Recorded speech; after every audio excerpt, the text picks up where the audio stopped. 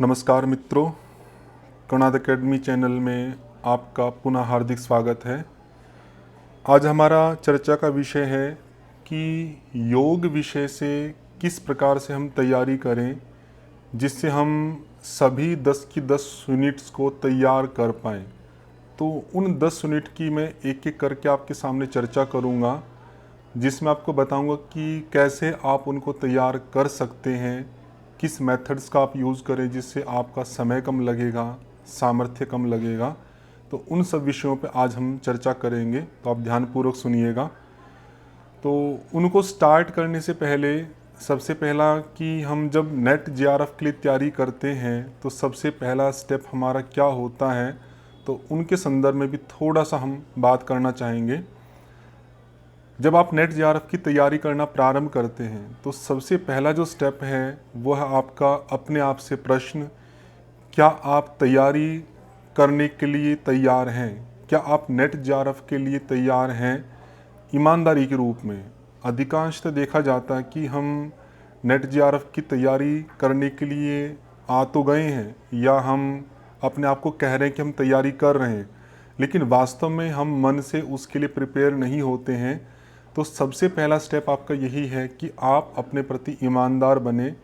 आप अपने आप से पूछें, क्या मैं सच में नेट जेआरएफ की तैयारी करना चाह रहा हूँ या मैं टाइम पास कर रहा हूँ। ये टाइम पास वाला पार्ट भी काफ़ी चलता है आपका, कि टाइम पास कर लेते हैं, चलो थोड़ी बहुत तैयारी हो जाएगी। तो टाइम पास करना भी एक अपना एक विषय है, किसी के लिए बहुत महत्वपूर्ण हो सकता है, लेकिन अभी हमारे लिए जो सबसे महत्वपूर्ण है वो हमारा भविष्य है, हमारी आवश्यकताएं हैं। तो जब आवश्यकताएं महत्वपूर्ण होती है तब एंटरटेनमेंट आना या बहुत सारे विषय हम आनंद की दृष्टि से पढ़ते हैं, तो आनंद आ रहा है या उस विषय में नहीं आ रहा है वो आपका सेकेंडरी पार्ट हो जाता है। सबसे महत्वपूर्ण पार्ट आपका जो बनता है कि आपकी आवश्यकता क्या है। और अभी हमारी जो आवश्यकताएं हैं वो है कि हमें नेट जेआरएफ की तैयारी करनी है। तो उस नेट जेआरएफ की तैयारी से हमें डाइवर्ट करने वाले जितने भी विषय हैं उन सब विषयों को छोड़ना पड़ेगा, या हम कह सकते हैं कि हमारे जो टाइम पास करने के जो साधन हैं, एंटरटेनमेंट करने के जो साधन हैं, उन साधनों को या तो छोड़ दीजिए या उनको सीमित कर सकते हैं कि जिससे आपका लक्ष्य बाधित ना हो। तो जब आप अपने आप को ये कह देते हैं कि मैं नेट जेआरएफ की तैयारी के लिए अब प्रिपेयर हूँ, मैं अब तैयार हूँ, तो आपकी बहुत सारी बाधाएं आपकी दूर हो जाती हैं। सबसे बड़ी बाधाएं तो हैं कि आप भिन्न भिन्न विषयों में जो टाइम पास कर रहे हैं या पढ़ाई में भी टाइम पास करते हैं, पढ़ते हुए भी हम नहीं पढ़ रहे होते हैं, तो वो टाइम पास आपका कम हो जाता है या आपका बंद हो जाता है। अर्थात आप अपने आप के प्रति ईमानदार बनते हैं और कहते हो कि नहीं, मैं अब जो भी समय होगा मैं अपनी नेट जेआरएफ के लिए ईमानदारी के लिए दूंगा, ईमानदारी से दूंगा। क्योंकि सबसे महत्वपूर्ण जो पार्ट हमारे जीवन का वो समय है। समय कभी भी टाइम पास के लिए नहीं होता कि चलो भाई कोई टाइम पास नहीं हो रहा तो ये वस्तु कर लेते हैं। बहुत सारी चीज़ें हमारे करने के लिए हैं, हमारे व्यक्तित्व के निर्माण के लिए हैं।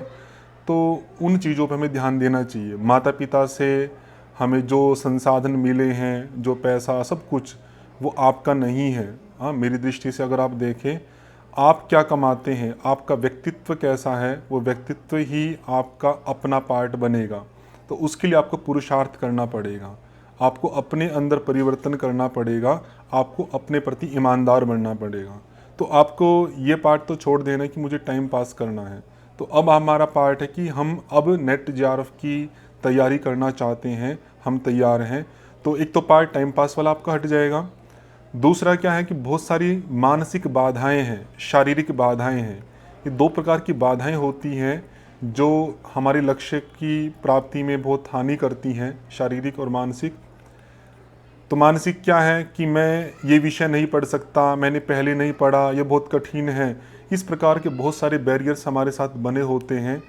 तो जैसे मान लीजिए किसी ने डीआई नहीं पढ़ी है, मैथ नहीं पढ़ा है, तो वो यही कहेगा भाई मैंने डीआई नहीं पढ़ी, बहुत कठिन है, मैं नहीं कर सकता। सबसे गलत बात है कि आप ये अगर ये कहते हैं कि मैं नहीं कर सकता, तो ये नहीं कहना चाहिए। मेरी दृष्टि से तो बिल्कुल भी नहीं कहना चाहिए। आप हमेशा यही कहें कि मैं कर सकता हूँ। मैं कर सकता हूँ।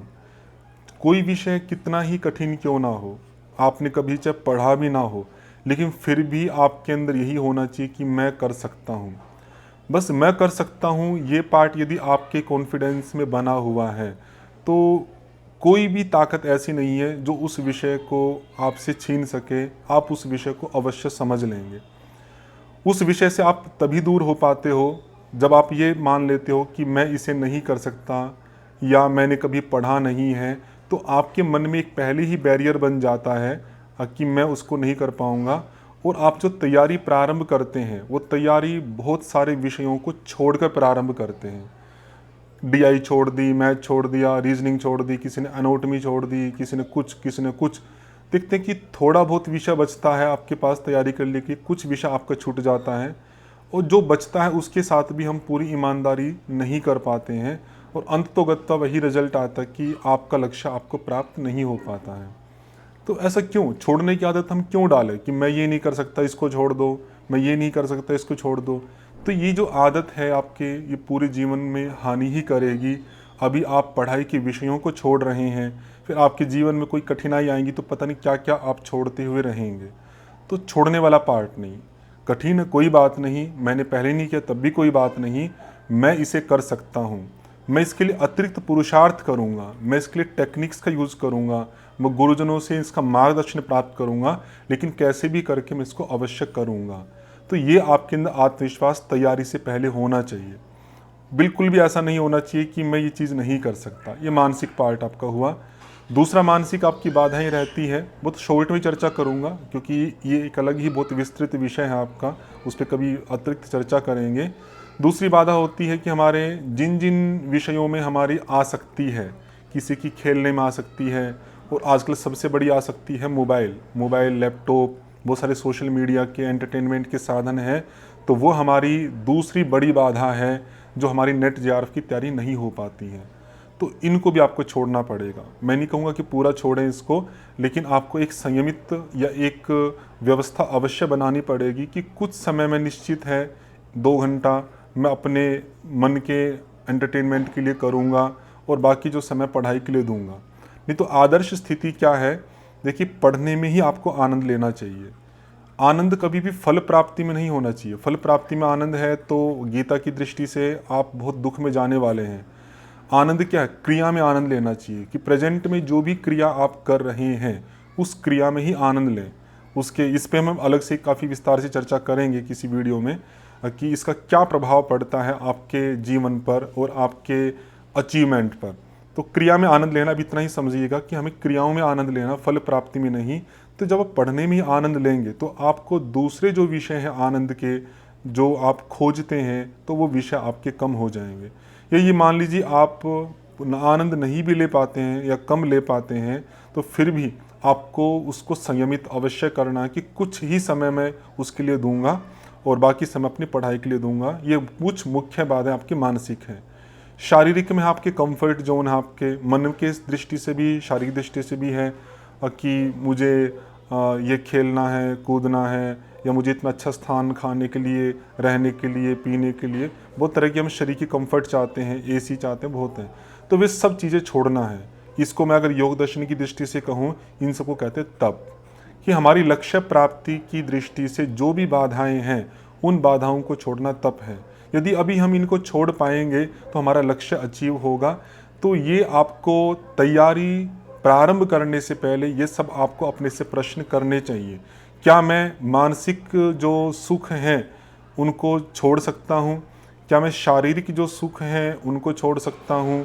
क्या मैं अपने अंदर के जो डर हैं कि मैं ये नहीं कर सकता उसको छोड़ सकता हूँ? तो ये सब पार्ट जब आप कह पाते हो अपने आप से कि मैं ये सब छोड़ रहा हूँ, तब आप कहिए कि आप वास्तव में नेट जेआरएफ की तैयारी करने के लिए तैयार हैं। अगर आप ऐसा नहीं कर पा रहे हैं तो अभी आप अपने साथ में ईमानदार नहीं हैं। कहीं ना कहीं आप टाइम पास कर रहे हैं, या तो अपने से धोखा दे रहे हैं या माता पिता को धोखा दे रहे हैं। तो आपको ऐसा नहीं करना है, तो ये आपको ध्यान रखिएगा। तो अब जब हम तैयार हो गए हैं, मैं मान लेता हूँ कि आप सब नेट जेआरएफ के लिए तैयार हैं, ज़्यादा विस्तार से चर्चा न करते हुए। और दूसरा पार्ट आता है कि 2 पेपर हमारे हैं नेट जेआरएफ में जो होते हैं। एक आपका फर्स्ट पेपर है और दूसरा आपका योगा वाला पेपर है। तो योगा वाले पेपर में बहुत सारे विद्यार्थी हैं जिनके 60-70 मार्क्स आते हैं और वो कहते हैं कि हमारा योगा वाला जो पेपर है वो अच्छा है, उसमें हमें कोई दिक्कत नहीं है, 60-70 मार्क्स आ जाते हैं। तो मैं कहना चाहूँगा कि 60-70 मार्क्स जो आपके इसमें आ रहे हैं वो बहुत ही ख़राब स्कोर है आपका। बहुत ही ख़राब इसलिए कह रहा हूँ कि अच्छा स्कोर नहीं है इस दृष्टि से। अगर मैं योग को विभाजन करूँ अंक के आधार पे, एक एवरेज वाला पार्ट कर दूँ मैं, एक गुड कर दूँ, एक इम्प्रेसिव कर दूँ, एक एक्सीलेंट करूँ, तो मैं एवरेज वाला पार्ट 70 से स्टार्ट करूँगा आपका, कि 70 के आसपास तक आपका स्कोर है तो वो आपका एवरेज स्कोर आपका कहा जाएगा। 70 से बिलो अगर नीचे आपका स्कोर है तो आपका ख़राब स्कोर है, आपको योग पे काफ़ी कुछ करने की आवश्यकता है। अगर आपका 80 के आसपास आपका स्कोर है तो वो आपका अच्छा माना जाएगा, गुड है आपका। 80 से और आपका 90 के बीच में आपका स्कोर है तो इम्प्रेसिव है, काफ़ी अच्छा है। 90 क्रॉस करता है आपका तो एक्सीलेंट स्कोर है। तो मैं जो एक सामान्य टारगेट रखता हूँ आपका वो गुड और इम्प्रेसिव के बीच में रखता हूँ कि 80 और 90 के बीच में आपका स्कोर रहना चाहिए। 90 के आसपास हो या 85 क्रॉस करके हो तो ये आपका अच्छा स्कोर कहा जाएगा। ये स्कोर आपको अचीव करना है। और उसमें भी क्या गलती करते हैं विद्यार्थी, जैसे मान लीजिए किसी के 70 मार्क्स आए, पिछले वीडियो में मैंने चर्चा की थी जिसमें ये था कि कैसे पढ़ा जाए या क्या क्या गलतियाँ हम करते हैं। आपने नहीं सुना हो तो उसको भी सुन सकते हैं, आपकी पढ़ाई के लिए काफ़ी महत्वपूर्ण रहेगा। तो 70 मार्क्स आते हैं तो वो कहते हैं मैंने 70 अपनी मेहनत से प्राप्त किए हैं, जबकि उसमें आप अधिकांशतः देखेंगे कि शायद 50 के आसपास ही उसके स्कोर होंगे जो उसको बिल्कुल सही सही आते थे। 20 के आसपास की जो स्कोर हैं आपके वे या तो तुक्के से ठीक हुए हैं या संशय में रहते रहते ठीक हो गए। तो जो ये 20 वाला स्कोर है ये उसका पूर्णतः अचीवमेंट नहीं कहा जा सकता, ये गलत भी हो सकते थे उसके और ये ठीक भी हो सकते थे। जो उसने पूर्णतया विश्वास के साथ में ठीक किए हैं, तुक्का आदि कुछ नहीं है, तो उसका स्कोर उतना ही माना जाएगा। तो आपको अपने प्रति ईमानदार बनना है कि मैंने वास्तव में स्वयं के विश्वास से कितना स्कोर प्राप्त किया है और मुझे योग में अच्छा बनने के लिए कितने स्कोर चाहिए। तो आपको 90 का टारगेट आपको बनाना है कि योग में मुझे 90% मार्क्स आपको चाहिए, तभी आपका नेट या जेआरएफ आप नेट इस पे ले सकते हैं। 70 के आसपास अगर आपके स्कोर योग में रहते हैं 70-75 तो आपके नेट के लिए काफ़ी ठीक है। तो अधिकांश व्यक्ति विद्यार्थी हैं जेआरएफ के लिए तैयारी कर रहे हैं तो मैं उसी पे फोकस रखूँगा। नेट वाले हैं वो 75 तक के स्कोर तक भी अच्छा स्कोर मान सकते हैं। और जो फर्स्ट पेपर है आपका, फर्स्ट पेपर में 35 स्कोर आपका अच्छा मानता हूँ मैं, और 35 से 40 की तक अगर आप पहुँच रहे हो तो आपका एक्सीलेंट कर सकता हूँ मैं इसमें। 30 और 35 के बीच में आपका लगभग गुड है और 35-40 में इम्प्रेसिव है। 40 क्रॉस कर रहे हैं तो एक्सीलेंट पार्ट है आपका। तो आपको 30 और 35 के बीच का आपको टारगेट रख सकते हैं। तो जो जेआरएफ वाले हैं वो कोशिश करें कि 30 क्रॉस कर ही दें, 35 तक पहुंच जाए। और जो आप नेट के लिए प्रिपेयर कर रहे हैं वो 25 से 30 के बीच में अपना स्कोर अवश्य रखें। तो एक अच्छा स्कोर, तो हमेशा हमें जो टारगेट है वो बड़ा रखना चाहिए। बड़ा रखेंगे टारगेट तो कुछ ना कुछ गलतियां मानवीय स्वभाव के कारण हो जाती हैं, तो गलती होने पर भी आपका जेआरएफ हो जाए। यदि मान लीजिए आपने यहाँ पे 35 का टारगेट रखा है या 40 का टारगेट रखा है, यहाँ पे 90 का टारगेट रखा है, तो कुछ क्वेश्चंस गलत भी हो जाते हैं उसमें, तब भी आपके जेआरएफ में कोई भी जोखिम नहीं रहेगा, वो आपका क्लियर हो ही जाएगा। तो अब हमें जो तैयारी करनी है वो हमारे टारगेट के अनुसार करनी, कि हमें 90% या 85% मार्क्स आपकी अचीव करने हैं। तो हम कैसे कैसे तैयारी करें वो मैं आपके सामने यूनिट वाइज चर्चा करूँगा, कि जिससे शायद आपको हेल्प मिल सके। तो सबसे हम पहले जो पार्ट अप्लाई करेंगे वो हम सरल से कठिन की ओर चलेंगे। पिछली वीडियो में मैंने चर्चा की थी। तो पहले सबसे सरल विषय तैयार करेंगे, उसके बाद हम कठिन विषय तैयार करेंगे। ये उन व्यक्तियों के लिए है जिनका योग विषय अभी पक्का नहीं है या आत्मविश्वास थोड़ा कमज़ोर है। जिनका योग विषय अच्छा है, आत्मविश्वास भरपूर है, तो वो किसी भी प्रकार से तैयारी कर सकते हैं। उनके लिए नियम कोई ज़्यादा महत्वपूर्ण रोल प्ले नहीं करता है। नियम उनके लिए ही रहता है ज़्यादातर कि जिनको काफ़ी तैयारी करनी है, बेस अच्छा नहीं है और बीच बीच में कॉन्फिडेंस लेवल भी कम हो जाता है, तो उनको कुछ ऐसा पार्ट चाहिए जो बीच बीच में उनकी कॉन्फिडेंस लेवल को, मोटिवेशन लेवल को बनाए रख सके। ये एक सबसे महत्वपूर्ण पार्ट है। तो वो किससे बनेगा आपका? वो आपका सरल वाले पार्ट से बनेगा। और उसमें धैर्य तो आपको चाहिए ही चाहिए कि कोई भी पार्ट आप कर रहे हैं तो वो एकदम से तो आएगा नहीं। ये तो आपको ध्यान रखना है कि कुछ ना कुछ समय तो अवश्य लगेगा, तो धैर्य के साथ ही हम तैयारी करेंगे। तो आप इन 10 यूनिट को आप डिवाइड करेंगे उसमें कि कौन सी आपकी सरल है तैयार करने में और कौन सी आपकी कठिन है।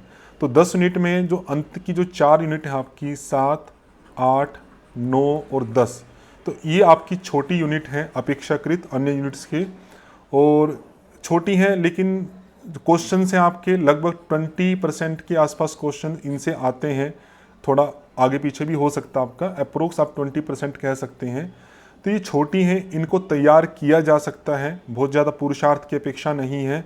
यदि आप इन्हें तैयार कर लेते हैं अच्छे से, इतने अच्छे से कि आप कॉन्फिडेंस के साथ में कह सके कि यदि इनसे कोई प्रश्न आता है तो वो गलत नहीं होगा, तो आप मानिए कि 20% के आसपास आपका स्कोर पक्का हो जाता है। क्योंकि आपको थोड़ा थोड़ा करके ही बढ़ाना पड़ेगा, एकदम से सारा 100% नहीं कर सकते हैं। तो आपने ये क्या ये पक्का कर लिया कि इसमें से कोई गलत नहीं होगा, तो हम 2 बॉक्स बना सकते हैं। एक बॉक्स जो आप अचीव कर लिया है और एक बॉक्स ऐसा है जिसमें आपको अभी अचीव करना बाकी है। तो ये बॉक्स आपका जैसे मान लीजिए 7, 8, 9, 10, ये 4 यूनिट आपने अचीव कर ली। इन यूनिट के बारे में आगे पढ़ेंगे, अभी के लिए स्ट्रेटजी पे चर्चा कर रहा हूँ मैं।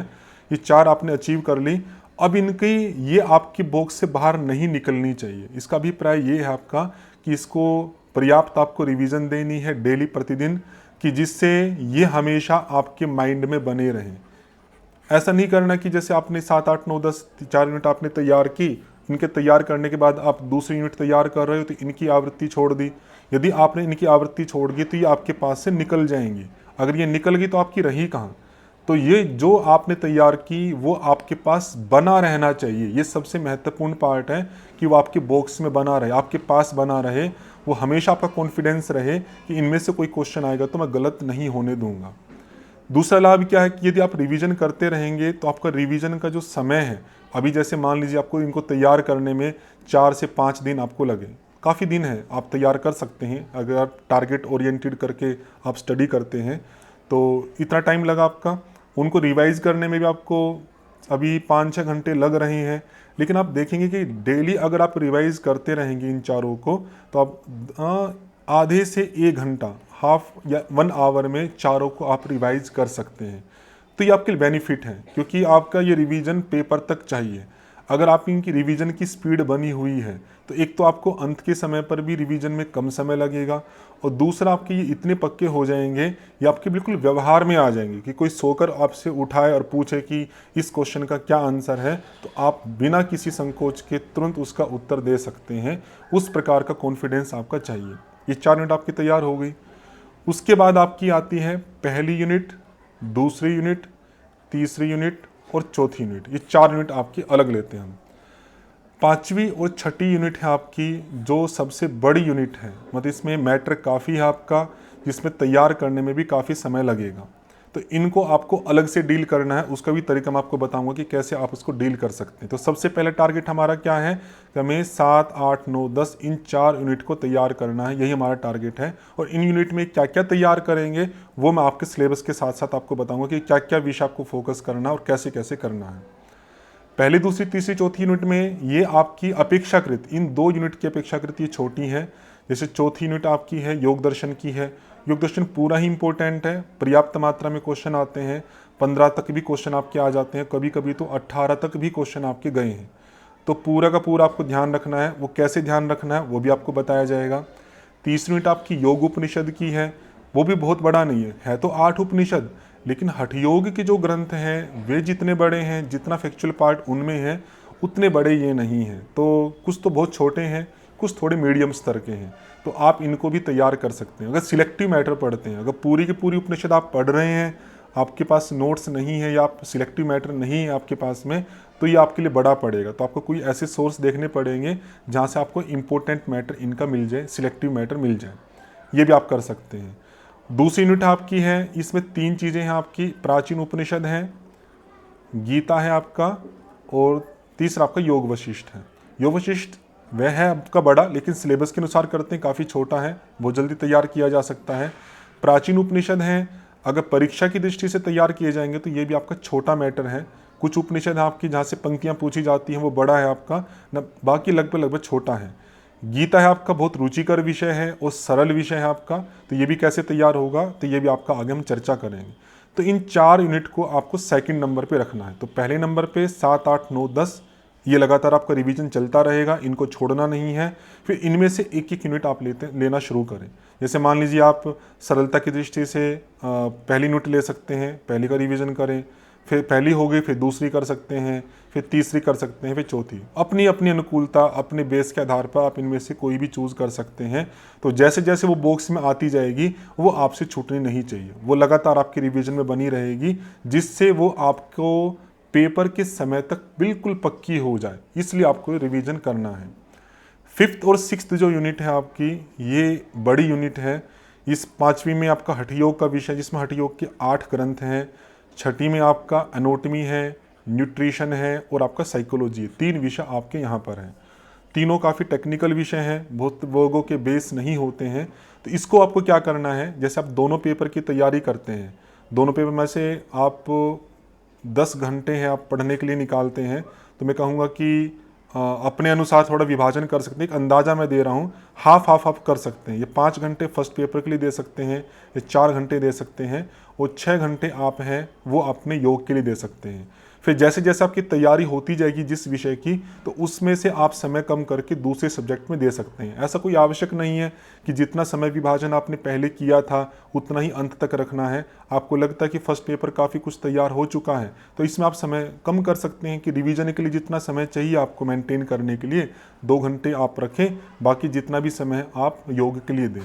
तो 10 घंटे से ज़्यादा अगर आप दे पा रहे हैं तो बहुत अच्छी बात है। 12 घंटे 13 घंटे, क्योंकि समय कम है, अभी 1 महीना 1.25 महीना आपकी परीक्षा के लिए बाकी है, तो जितना अधिक से अधिक समय आप दे सकते हैं। मैं फिर भी 10 एवरेज मान के चल रहा हूँ, तो उसमें 6 घंटे अगर आपने रखे हैं योग के लिए, तो उसमें से लगभग 2 घंटे आप जैसे 7, 8, 9, 10 इसको तो आप पहले तैयार कर लो। टारगेट रखो कि 4 से 5 दिन में इन चारों यूनिट को मुझे पूरा तैयार कर लेना है।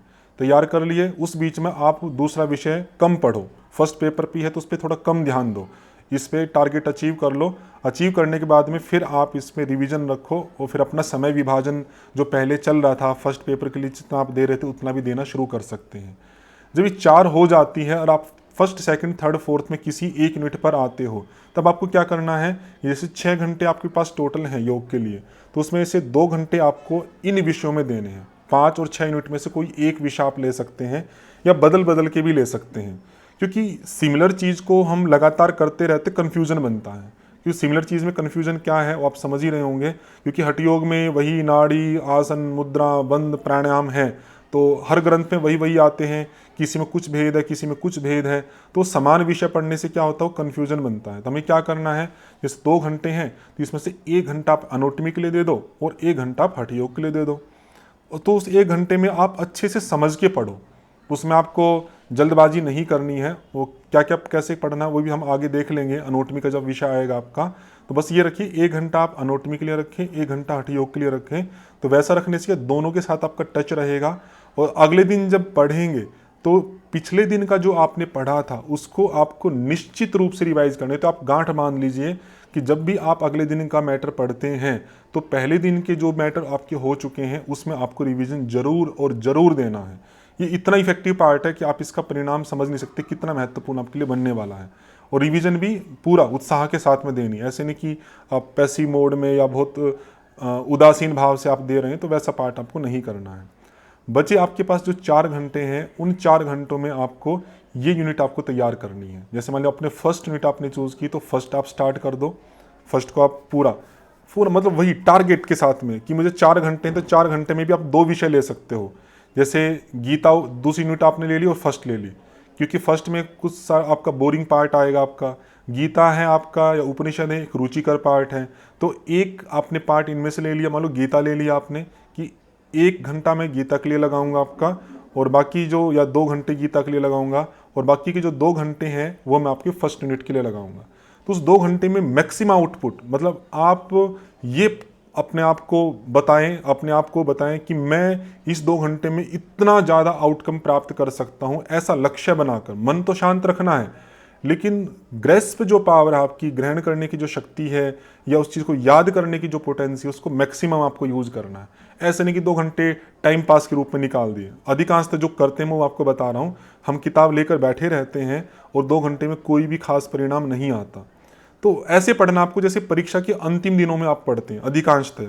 कुछ तो अंतिम दिनों में भी नहीं पढ़ते हैं, मैं मान के चल रहा हूँ जो अंतिम दिनों में गंभीर होकर पढ़ते हैं, वही गंभीरता आपको प्रारंभ से ही देनी कि 2 घंटे में मैक्सिमम आउटपुट मुझे देना है। और वो आउटपुट हर दिन आपका बढ़ना चाहिए कि आज मान लिया आपने कोई विषय 5 पॉइंट तैयार किए, तो आपको अगले दिन प्रयास करना है कि इन्हीं 2 घंटे में 6 पॉइंट तैयार करूं या 7 पॉइंट तैयार करूं। इससे आपका सामर्थ्य बढ़ेगा। ये काफ़ी महत्वपूर्ण पार्ट है। ये आपका उत्साह भी बना के रखेगा कि आपको मैक्सिमम देना है अपना, और साथ साथ में आपका जो सामर्थ्य है वो भी आपका बढ़ता जाएगा। इसके लाभ हैं। अगर आप वैसा नहीं करते हैं तो आपका आउटकम बहुत ही कम इसमें आएगा। और फिर जो बाकी जो 2 घंटे थे आपके, उसमें आप गीता या उपनिषद में से कोई विषय ले सकते हैं, वो आप पढ़ें। इस तरह से आपकी धीरे धीरे फर्स्ट यूनिट आपकी हो जाएगी, और इसके साथ साथ में आपकी सेकंड यूनिट भी काफ़ी कुछ तैयार हो जाएगी। हो सकता है दोनों की दोनों साथ तैयार हो जाएं। अगर मान लीजिए कि आपने 10 दिन का टारगेट लिया और 10 दिन में दोनों की दोनों यूनिट आपने तैयार की, वही रिवीजन के साथ में नेक्स्ट पार्ट आपको तभी पढ़ना है जब पिछले पार्ट की आपने अच्छे से रिवीजन कर ली है। रिवीजन के लिए क्या कैसे करना है वो पिछले वीडियो मैंने आपको बताया था कि किस किस प्रकार से आप रिवीजन कर सकते हैं। फिर आप अगला जोड़ा ले सकते हैं। योग दर्शन आपका रुचिकर विषय है, योग उपनिषद में आपका हठ योग का विषय वो थोड़ा अलग है। तो इसमें फिर वही आपको कि कुछ टाइम आपको योग दर्शन के लिए और कुछ टाइम आपका योग उपनिषद के लिए।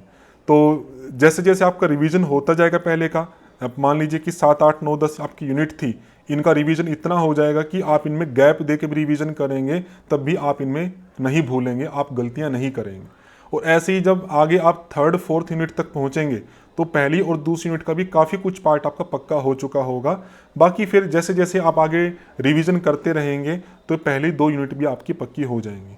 तो इसमें बस यही आपका सार है तैयारी करने में कि आगे बढ़ो, थोड़ा बढ़ो, लेकिन पिछले वाले को नहीं छोड़ना है। पिछला जितना भी आपने तैयार किया वो आपके साथ में बना रहना चाहिए। और जो आपके पास 2 घंटे हैं, इनमें आप एनाटॉमी आदि सब जो विषय थे उनको आप करते जा रहे हो।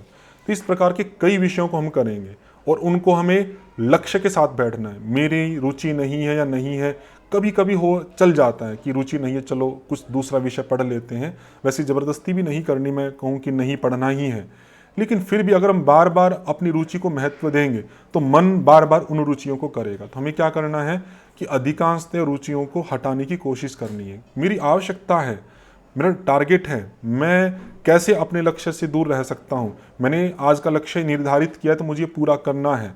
इस प्रकार का मानसिक उत्साह लेकर आप बैठें, लक्ष्य के साथ बैठें। ऐसे नहीं कि पुस्तक लेके बैठ गए हैं, आधा 1 घंटा तो ऐसे निकल गया, पता नहीं क्या पढ़े क्या नहीं पढ़े। तुरंत निर्णय ले, डिसीजन मेकिंग तुरंत हो, लेके बैठें और फिर टारगेट को अचीव करें। ठीक है, इस प्रकार का पार्ट आपको रखना है। अब अलग अलग यूनिट में क्या क्या विषय आपको पढ़ना है वो थोड़ा मैं आपको बता देता हूँ, जिससे आपको कुछ सहायता रहेगी। वैसे पढ़ना सारा ही है, लेकिन एक थोड़ा सा आपको सेंस में दे देता हूँ जिससे आपकी काफ़ी कुछ तैयारी हो सकती है। जैसे 10वीं यूनिट है आपकी क्रियात्मक योग, आपका प्रैक्टिकल योग जिसको आप कह सकते हो। इसमें से बहुत सारा विषय है जो हठ योग के ग्रंथों में आप पढ़ चुके हो। षटकर्म है, आसन है, प्राणायाम, मुद्रा, बंद, ध्यान, ये आप पहले पढ़ चुके हो। अलग अलग शास्त्रों के अंदर इनका स्वरूप आपके सामने आ चुका है। यदि कोई प्रश्न आपके सामने आता भी है इनसे तो आप अपने उसी पहले की समझ के आधार पर कर सकते हो। सूर्य नमस्कार इसका सबसे महत्वपूर्ण पार्ट आया। सूर्य नमस्कार के जितने भी चरण हैं, उनके मंत्र हैं आदि जो भी पार्ट है, वो सब आपके फैक्ट हैं, तो वो सब आपको याद रखने हैं। ये पहला पार्ट आपको जिसमें अतिरिक्त है, ये याद रखना आपको। फिर ऐसे षटकर्म में भी लगभग आप पढ़ चुके हैं, वमन धोती, वस्त्र धोती, दंड धोती। फिर आपका अगला आता है शंख प्रक्षालन, पूर्ण और लघु। इसमें जो जो क्रियाएं आपकी की जाती हैं क्रमशः, उन सबको आपको ध्यान रखना है। ये भी आपका महत्वपूर्ण पार्ट है। बाकी नीति आदि है, कपालभाति है, अग्निसार, नोली, त्राटक, ये सब आप पढ़ चुके होंगे हठ योग के अंदर, इसमें कोई दिक्कत नहीं आएगी। सूर्य नमस्कार को अलग से भी लिख दिया उन्होंने कि परंपरा आधारित जो सूर्य नमस्कार है कैसे कैसे किए जाते हैं, कौन से आसन है, कौन सा मंत्र है, वो सब आपको अच्छे से रखना है। उसके बाद आपके अलग अलग प्रकार के आसन आते हैं। तो ये 5 प्रकार के आसन हैं। सिलेबस को आपको बहुत ध्यान से देखना है इसमें, क्योंकि कई प्रश्न आपके हैं 10 यूनिट में जो सिलेबस की जानकारी होने से ही हो सकते हैं। तो कौन कौन से आसन हैं जो खड़े होकर किए जाते हैं, वो आपको ध्यान देना है। कौन से बैठकर किए जाते हैं, कौन से पेट के बल लेटकर किए जाते हैं, कौन से पीठ के बल लेटकर किए जाते हैं, और कौन से आपके संतुलन बैलेंसिंग पोस्चर्स हैं आपके। तो इनके नाम आपको याद होने चाहिए, और ये कैसे कैसे किए जाते हैं ये आपको, कि अगर आपको पता है तो बहुत अच्छी बात है। अधिकांश मैं मानता हूँ कि सब आसनों की प्रक्रिया आपको पता होगी। नहीं पता तो नेट से आप देख सकते हैं कि किस किस प्रकार की पोजीशन शरीर की इनमें बनती है। तो ये सारे नाम आपको याद होने चाहिए। तो पूछा जा सकता है आपसे कि पीठ के बल लेटकर किए जाने वाला आसन कौन सा है, या बैलेंसिंग पोस्चर कौन सा है। तो 99% संभावना है कि जो आसन यहाँ पे दिए गए हैं इन आसनों में से आपसे पूछा जाएगा। इनके लाभ आदि ये सब चीज़ें हैं वो इतनी इम्पोर्टेंट नहीं है। मैं ये तो नहीं कहूँगा कि उनमें से कोई प्रश्न नहीं आएगा, फिर भी कहूँगा कि बहुत कम इम्पोर्टेंट है। तो बस आप इनका प्रक्रिया देख सकते हैं। यदि आपके पास समय है तो आप इनके लाभ आदि जो भी चीज़ें हैं तो वो भी आप अपना कलेक्ट कर सकते हैं, वो भी महत्वपूर्ण है। ठीक है। उसके बाद आपका प्राणायाम में भी अधिकांश पार्ट आप पढ़ चुके हैं। जैसे श्वास के प्रति, ये भ मतलब श है, ये थोड़ा प्रिंटिंग वैसी है इनकी। तो श्वास के प्रति जागरूकता है, विभिन्न प्रकार की श्वसन क्रियाएं हैं, ये भी आप पढ़ चुके हैं। जैसे नाड़ी शुद्धि, सूर्य भेदन, उज्जाई, शीतली, शीतकारी, भस्त्रिका, भ्रामरी, ये तो आपके हठ योग वाले पार्ट आ गए। ये 3 आपके योग दर्शन के हैं, बाह्य वृत्ति, आभ्यंतर वृत्ति और स्तंभ वृत्ति प्राणायाम। 4 प्राणायाम होते हैं। तो बाह्य अभ्यंतर विषयक्षेपी वाला इन्होंने नहीं दिया है। तो ये भी आपको सिलेबस में पता होना चाहिए कौन कौन से प्राणायाम है आपके जो प्रैक्टिकल योगा में दिए गए हैं। तो ये आपका सामान्य पार्ट था, इसमें कोई बहुत अतिरिक्त ध्यान देने की आवश्यकता नहीं है। पहले की जो तैयारी की गई है उसी से आपका पार्ट तैयार हो सकता है। इसमें अभी तक 2 विषय आपके आए हैं, एक सूर्य नमस्कार वाला पार्ट आपका आया है, एक आपका शंख प्रक्षालन का आया है। उसके बाद के ये पार्ट आपके, ये मोस्ट इम्पोर्टेंट है ध्यान वाला। तो ध्यान के लिए कौन कौन से यौगिक अभ्यास हमें करने चाहिए, इन सब का आपको स्वरूप पता होना चाहिए। जैसे प्रणव है, सोहम जप है, योग निद्रा, अंतर्मौन, अजपा जप आदि ये क्रियाएं आपकी दी गई है। ओम ध्यान के यौगिक अभ्यास है। विपश्चना और परीक्षा ध्यान मोस्ट इम्पोर्टेंट है, इनसे पर्याप्त मात्रा में क्वेश्चन आपके आते रहते हैं। तो किन्होंने दिए हैं, क्या क्या प्रक्रिया इनमें होते हैं, क्या क्या स्टेप्स होते हैं, वो सब आपको थोड़ा विस्तार से, इन 2 के बारे में आपको विस्तार से जानकारी होनी चाहिए, विपश्चना के बारे में भी और परीक्षा ध्यान के बारे में भी। बंद और मुद्राएं हैं, ये भी लगभग आप पढ़ चुके होंगे पहले। मूल बंद, उड्डयन बंद, जालंधर, महाबंद, योग मुद्रा, महामुद्रा, षणमुखी मुद्रा, तड़ागी और विपरीत करने, इसमें भी आपको अतिरिक्त पढ़ने की आवश्यकता नहीं है। अगला विषय आपका समकालीन यौगिक अभ्यास, ये भी आपको पढ़ना पड़ेगा। इसमें मेरी दृष्टि से आप पहले बहुत गहराई से ना पढ़े, एक सामान्य जानकारी तो इतनी रहे कि किस संस्था ने, किस व्यक्ति ने इनको दिया है, पहला पार्ट। तो देखेंगे कि 70-80% क्वेश्चन तो इसी आधार पे आ जाते कि किन्होंने दिया है। फिर थोड़ा सा उसमें है क्या, हल्की सी जानकारी ये होनी चाहिए। साइक्लिक मेडिटेशन थोड़ा सा अच्छा है, इसमें काफ़ी कुछ जानकारियाँ हैं तो वो आपको ध्यान रखनी चाहिए। आपका साउंड रेजोनेंस टेक्निक है, इसमें भी है। तो थोड़ी थोड़ी जानकारी इनके बारे में कर सकते हैं। तो ज़्यादा से ज़्यादा अगर आपके पास मैटर है पहले से व्यवस्थित, तो 2 से 3 घंटे में आप 10 यूनिट तैयार कर सकते हैं। जो पार्ट मैंने आपको बताया उनके आधार पर अगर आप देखो तो ये आपका तैयार हो जाएगा। इस 10 यूनिट के बाद हम आते हैं 9वीं यूनिट पे। 9वीं यूनिट भी आपकी छोटी यूनिट है। इसमें बहुत सारे शिक्षण के पार्ट आपके दिए हैं कि कैसे कैसे शिक्षण करना चाहिए, टीचर क्या है, अध्यापन विधियाँ कौन कौन सी हो, इस तरह के बहुत सारे पार्ट हैं। तो हम इसको 2 पार्ट में डिवाइड कर सकते हैं। पहला पार्ट आपका कॉन्शियसनेस से जुड़ा हुआ चेतना। तो चेतना क्या है उसकी परिभाषाएं आपको देखनी चाहिए, चेतना का पार्ट हो गया आपका। और चेतना की जो भी वेद में, उपनिषद में, गीता में, योग सूत्र में जो ग्रंथ यहाँ पे लिखे हैं, उन ग्रंथों में जो चेतना की परिभाषाएं दी गई हैं, उनका अर्थ दिया गया है, तो उसकी आपको जानकारी होनी चाहिए। इनमें से कुछ ग्रंथ आप पढ़ ही चुके हैं सब लगभग, तो उसी से आपको पता रहेगा कि चेतना की परिभाषा क्या है। और फिर चेतना के विकास के लिए ये अलग अलग विधियाँ, ये भी आप लगभग पढ़ चुके हैं पहले। भक्ति योग, ज्ञान योग, कर्म योग, मंत्र योग, अष्टांग योग, हठ योग, इतना पार्ट आप देख सकते हैं। बाकी इसमें अगर क्वेश्चन आते हैं तो कॉमन सेंस भी आप यूज कर सकते हैं। इसमें कोई डायरेक्ट फैक्ट नहीं आपके ऐसे कि आपको याद होगा ही तो बता पाओगे। इसमें जैसा आपका ऑप्शन आएगा, समझ आपकी होगी ही, उस ऑप्शन से आप कॉमन सेंस यूज करेंगे और आप बता पाएंगे इसका क्या आंसर हो सकता है। अगला है आपका शिक्षण के बारे में कि कैसे कैसे शिक्षण किया जाए, कैसी पाठ योजना होनी चाहिए, उत्तम कैसी होगी, शिक्षण विधि कैसी होगी, ये सब बहुत सारा पार्ट है। इसके लिए सबसे महत्वपूर्ण है आपका कि योगाभ्यासों की अध्यापन विधियाँ, ये पुस्तक आपकी कैवल्य ध्यान से प्रकाशित है, उस पुस्तक का आप सहयोग ले सकते हैं इसको तैयार करने के लिए। अधिकांश प्रश्न आपके उसी पुस्तक से आ जाते हैं। अंत में आपका पार्ट बचता है अध्यापक के प्रति विद्यार्थी का दृष्टिकोण। ये गीता का आपका लिखा हुआ सिलेबस के अंदर भगवत गीता का प्रणिपात, परिप्रश्न और सेवा, तो इनका क्या क्या अर्थ है वो भी आपको देख लेना चाहिए। तो ये विषय आपका 9वीं यूनिट में था। एक तो बुक तैयार करनी है आपको, चेतनाओं के अर्थ करने हैं और ये गीता वाला पार्ट करना, 3 पार्ट आपको तैयार करने हैं। इसमें आप ध्यान देंगे तो 4 से 5 घंटे में, 5 घंटे अगर मैटर आपके पास तैयार है तो 5 घंटे में आप इसको बहुत अच्छे से तैयार कर सकते हैं। मैं टाइम बढ़ा के ही बता रहा हूँ, वो शायद हो सकता है कि आपको थोड़ा कम या ज़्यादा भी लग सकता है। इसमें संभावना ये कि आप अगर टारगेट ओरिएंटेड करेंगे तो इससे कम ही समय आपको लगेगा। उससे अगला पार्ट आपका है, इंग्लिश से देख लेते हैं, आपकी बीमारियों के संदर्भ में है। तो अलग अलग डिसऑर्डर्स हैं आपके, डिसऑर्डर्स आपको देखने हैं।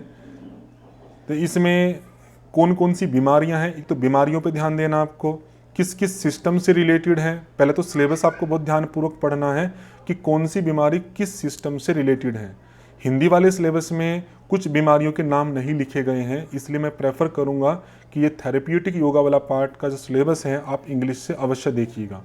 सिलेबस भी अगर आपको ध्यान रहेगा तो कुछ क्वेश्चंस आप कर पाएंगे ठीक। जैसे रेस्पिरेटरी डिसऑर्डर के कौन से हैं ये आपको देखने हैं, कार्डियोवैस्कुलर के कौन से हैं। तो इन बीमारियों का परिचय, ये बीमारी है क्या, इनके कारण क्या है, इनके सिम्टम्स क्या हैं, 3 पार्ट तो आपको अच्छे से तैयार रखने हैं। फिर साथ में आपके आसन या प्राणायाम या कोई भी क्रिया, जो योगिक क्रियाएं हैं, ऊपर लिखे हुए हैं आपकी बहुत सारी योगिक क्रियाएं, तो डिजीज़ को मैनेजमेंट करने के लिए तो कौन कौन सी क्रियाएं हैं जो इन रोगों को ठीक कर सकती है, तो इसके बारे में आप अध्ययन करें। उसमें रटने की आवश्यकता नहीं है, कुछ एक ऐसा बेस बनाए, माइंड की समझ बनाए कि अगर सामने आपके प्रश्न आता है तो उस प्रश्न के आधार पर आप उनको ठीक कर सकें। तो ये पार्ट आपको रखना है। तो अलग अलग पहले तो डिसऑर्डर्स, उनका परिचय सब आपको देखिएगा। ऑब्स्टेट्रिक्स है, गायनेकोलॉजिकल डिसऑर्डर हैं, इसमें विशेष 2 लास्ट वाले जो हैं इन पे विशेष ध्यान देना है क्योंकि मिक्स हो जाते हैं कि न्यूरोलॉजिकल डिसऑर्डर ये वाले हैं आपके और साइकाइट्रिक जो डिसऑर्डर्स हैं ये वाले हैं। तो पूछ लिया जाता है कि इनमें से कौन सा डिसऑर्डर आपका न्यूरोलॉजिकल है और कौन सा डिसऑर्डर आपका साइकाइट्रिक है। तो बहुत बड़ा विषय नहीं है, अगर आप इस पर ठीक ठाक अगर नोट्स हैं आपके पास में और समय देते हैं आप पूरा, और तो मुझे लगता है कि 1 या 2 दिन थोड़ा थोड़ा समय देंगे तो 6 घंटे से 7 घंटे में इस मैटर को आप तैयार कर सकते हैं। इसमें सारा रटने का नहीं है, ये भी ध्यान रखना है। आप सोचें कि सारा विषय रट ही लें तो रटने का विषय कम होगा, आपको एक समझ बनानी पड़ेगी। सिम्टम्स कर रहे हैं तो सिम्टम्स को भी समझ के आधार पर रखना पड़ेगा। जैसे रेस्पिरेटरी की आपके कोई रोग आ गए तो नाक, गला, इसके आसपास के कुछ सिम्टम्स आपके रहेंगे, आँखों के रहेंगे, तो इस तरह से कुछ जुड़ाव आपको रखना ही पड़ेगा। सीधा सीधा अगर शब्दों को याद करने की कोशिश करेंगे तो आपको बहुत दिक्कत रहेगी। तो ये पार्ट हो गया आपको कि कुछ समझ के आधार पे अधिकांशतया थोड़ा बहुत जो समझ से अतिरिक्त विषय बचता है उसको आपको याद रखने का प्रयास करना है, ये चीज़ आप कर सकते हैं। उसके बाद आपका आता है 7वां पार्ट जिसमें योग और स्वास्थ्य की चीज़ें हैं। ये भी बहुत छोटा पार्ट है आपका, इसमें भी काफ़ी कुछ विषय आप पहले से पढ़ चुके होंगे। तो इसमें पहला है आपका WHO के अनुसार योग की या स्वास्थ्य की परिभाषा। ये परिभाषा सिंपल ही है, आप इसको तैयार रखिएगा। तो इसमें कौन कौन सा विकास करने की बात कही गई है, किसका नहीं कही गई है, ये सब पार्ट आप इसमें देख सकते हैं। फिर कुछ सामान्य चीज़ें हैं, जैसे त्रिगुण की अवधारणाएं हैं, वो त्रिगुण कैसे आपके स्वास्थ्य को प्रभावित करते हैं, चिकित्सा को प्रभावित करते हैं, 5 महाभूत कैसे प्रभावित करते हैं, 5 प्राण कैसे प्रभावित करते हैं, 5 कोश या षट चक्र, ये अलग अलग जो धारणाएं पहले शास्त्रों में आप पढ़ेंगे तो उन सब की स्वास्थ्य में, चिकित्सा में क्या क्या भूमिकाएं हैं, इनके संदर्भ में अध्ययन कर सकते हैं। एक समझ है पार्ट, यहाँ पर भी बहुत सारा फैक्ट ऐसा नहीं है कि आपको रटना ही पड़ेगा। एक पार्ट ये है आपका। फिर कुछ चीज़ें आप जो पहले से पढ़ चुके हैं कि जीवन शैली के रूप में योग, ये सामान्य पार्ट, इसमें कोई रटने की चीज़ नहीं है। हेयम दुखम अनागतम, ये योग दर्शन में आप पढ़ ही लेंगे। फिर रुग्ण स्वास्थ्य के क्या कारण है, जैसे तापत्रय, 3 प्रकार के दुख आ जाएंगे, क्लेश, ये भी आप पढ़ चुके होंगे। रोग की शारीरिक या शरीर क्रियात्मक अभिव्यक्ति है, व्याधि, आलस्य इत्यादि, ये इन्होंने दिए हुए हैं। मानसिक अभिव्यक्ति है, ये भी इन्होंने दी हुई है, ध्यान, संशय इत्यादि करके। तो ये तो आपका सिलेबस से ही तैयार हो जाता है, इतना विषय तो, और बहुत सारा विषय है जो आपका पहले पढ़ा हुआ है। यौगिक आहार है, इसमें भी काफ़ी कुछ पढ़े हुए होंगे आपके। आहार क्या होता है आपको पता ही है, मिताहार की अवधारणा आप शास्त्रों में पढ़ेंगे ही आप। फिर यौगिक आहार का वर्गीकरण क्या है, तो ये भी आपने पढ़ेंगे, सात्विक राजसिक तामसिक जैसे गीता के अनुसार हो जाएगा, या पथ्य पथ्य के रूप में हो जाएगा, या वात पित्त कफ के अनुसार हो जाएगा। ये सब वर्गीकरण आपके आ ही जाएंगे शास्त्रों के अंदर। शारीरिक बनावट के अनुसार आहार, वात पित्त कफ, तो इस वात पित्त कफ के आधार पर आपको आयुर्वेद का अध्ययन करना पड़ेगा। इसमें सबसे बड़ा जो विषय आपका पढ़ने का वो आयुर्वेद है। इससे कई सारे प्रश्न आपके आते हैं, तो ये आपका काफ़ी बड़ा विषय है। तो इसमें आपको सिलेक्टिव नोट्स चाहिए बहुत अच्छे, तो जो आप तैयार कर सको। तो उसमें जैसे एकेडमी की बुक्स है आपकी, हाँ मेरे अनुसार अच्छी बुक है, आपको और कोई अच्छी लगती है वो भी ले सकते हैं, या आपको जो ठीक लगे बुक, तो योग सिद्धांत संग्रह नाम से है, तो उस बुक के आधार पर आप कुछ पार्ट आप तैयार कर सकते हैं इसका। फिर आपका घेरंड संहिता है, हठ प्रदीपिका और भगवत गीता, इन तीन के अनुसार आहार की अवधारणा है। अब ये जो नाम लिखे हैं इसमें पूरी संभावना आपकी इनसे आहार पूछे जाने की, और इनसे प्रश्न आपके आते भी हैं, क्योंकि अलग से सिलेबस में इन्होंने डाला है कि घेरंड संहिता में पथ्य पथ्य काफ़ी विस्तार से, सबसे ज़्यादा आपके पथ्य पथ्य घेरंड संहिता में ही है, प्रदीपिका में भी हैं आपके, और भगवत गीता में बहुत कम है और बहुत सरलता से तैयार किए जा सकते हैं। तो इनके पथ्य पथ्य को आपको बहुत फोकस करना है। पूरी संभावना कि 1-2 प्रश्न आपका आएगा ही आएगा इसमें से। फिर योग साधना में यौगिक आहार का महत्व क्या है, ये सब कॉमन सेंस का पार्ट है। फिर स्वस्थ जीवन शैली के यौगिक सिद्धांत आपके, कि आहार विहार कैसा हो, आपका आचार विचार कैसा हो, ये आपको आयुर्वेद से पता लग जाता है। आपको जो स्वस्थ वृत्त है या सदवृत्त है, तो उनमें आपको आहार विहार आचार विचार ये चारों चीज़ें लगभग आपको मिल जाती हैं। तो उसकी सामान्य आप एक रीडिंग कर सकते हैं, जिससे आपको मन में एक भूमिका उनकी बनी रहे। मैत्री करुणा मुदिता उपेक्षा आप योग दर्शन में पढ़ ही लेंगे आपका। ये जो भाव और भावनाएं हैं, तो उनकी सुखानुभूति में क्या उनकी प्रासंगिकता है, क्या महत्व है, ये भी सब आप सामान्य रूप से समझते हैं। तो इसमें अधिकांश पार्ट है जो आपकी सामान्य सेंस पर ही आधारित है। उसमें कोई ऐसा फैक्ट नहीं बनता जिसको आपको अतिरिक्त रटने की आवश्यकता हो। वही आपकी कॉमन सेंस है जो आप क्वेश्चन पढ़ के ही उसके उत्तर दे पाएंगे। पढ़ने की चीज़ है, WHO वाला पार्ट हो गया आपका। फिर आपके कोश इत्यादि के संदर्भ में जो 5 प्राण आदि का पार्ट था, ये आपका पढ़ने योग्य है। आपका आयुर्वेद वाला पार्ट पढ़ने योग्य है। आहार विहार की जो अवधारणा है आप पहले पढ़ेंगे ही हठ योग के ग्रंथों में या अन्य ग्रंथों में। तो ये कुछ विषय आपका जो पढ़ने के साथ में है, तो ये भी लगभग आपका 5 से 6 घंटे में अधिकतम तैयार किया जा सकता है। कम में भी तैयार कर सकते हैं यदि मैटर आपके पास में है। तो ये आपकी 4 यूनिट आपकी हो गई, 7, 8, 9, 10। तो कुल मिला के मैं मान के चलता हूँ इसमें कि 4 से 5 दिन आप अगर ध्यान देते हैं, इस चारों यूनिट आपको अच्छे से तैयार हो जाएंगे। इनके तैयार होने के बाद में आप मान के चलिए कि 20 के आसपास क्वेश्चंस हैं जो इनमें से कवर किए जाते हैं। उनमें से अधिकांश क्वेश्चन आप ठीक कर सकते हैं। तो आपके मन में एक आत्मविश्वास रहेगा कि इतना पार्ट तो मेरा कवर हो गया है।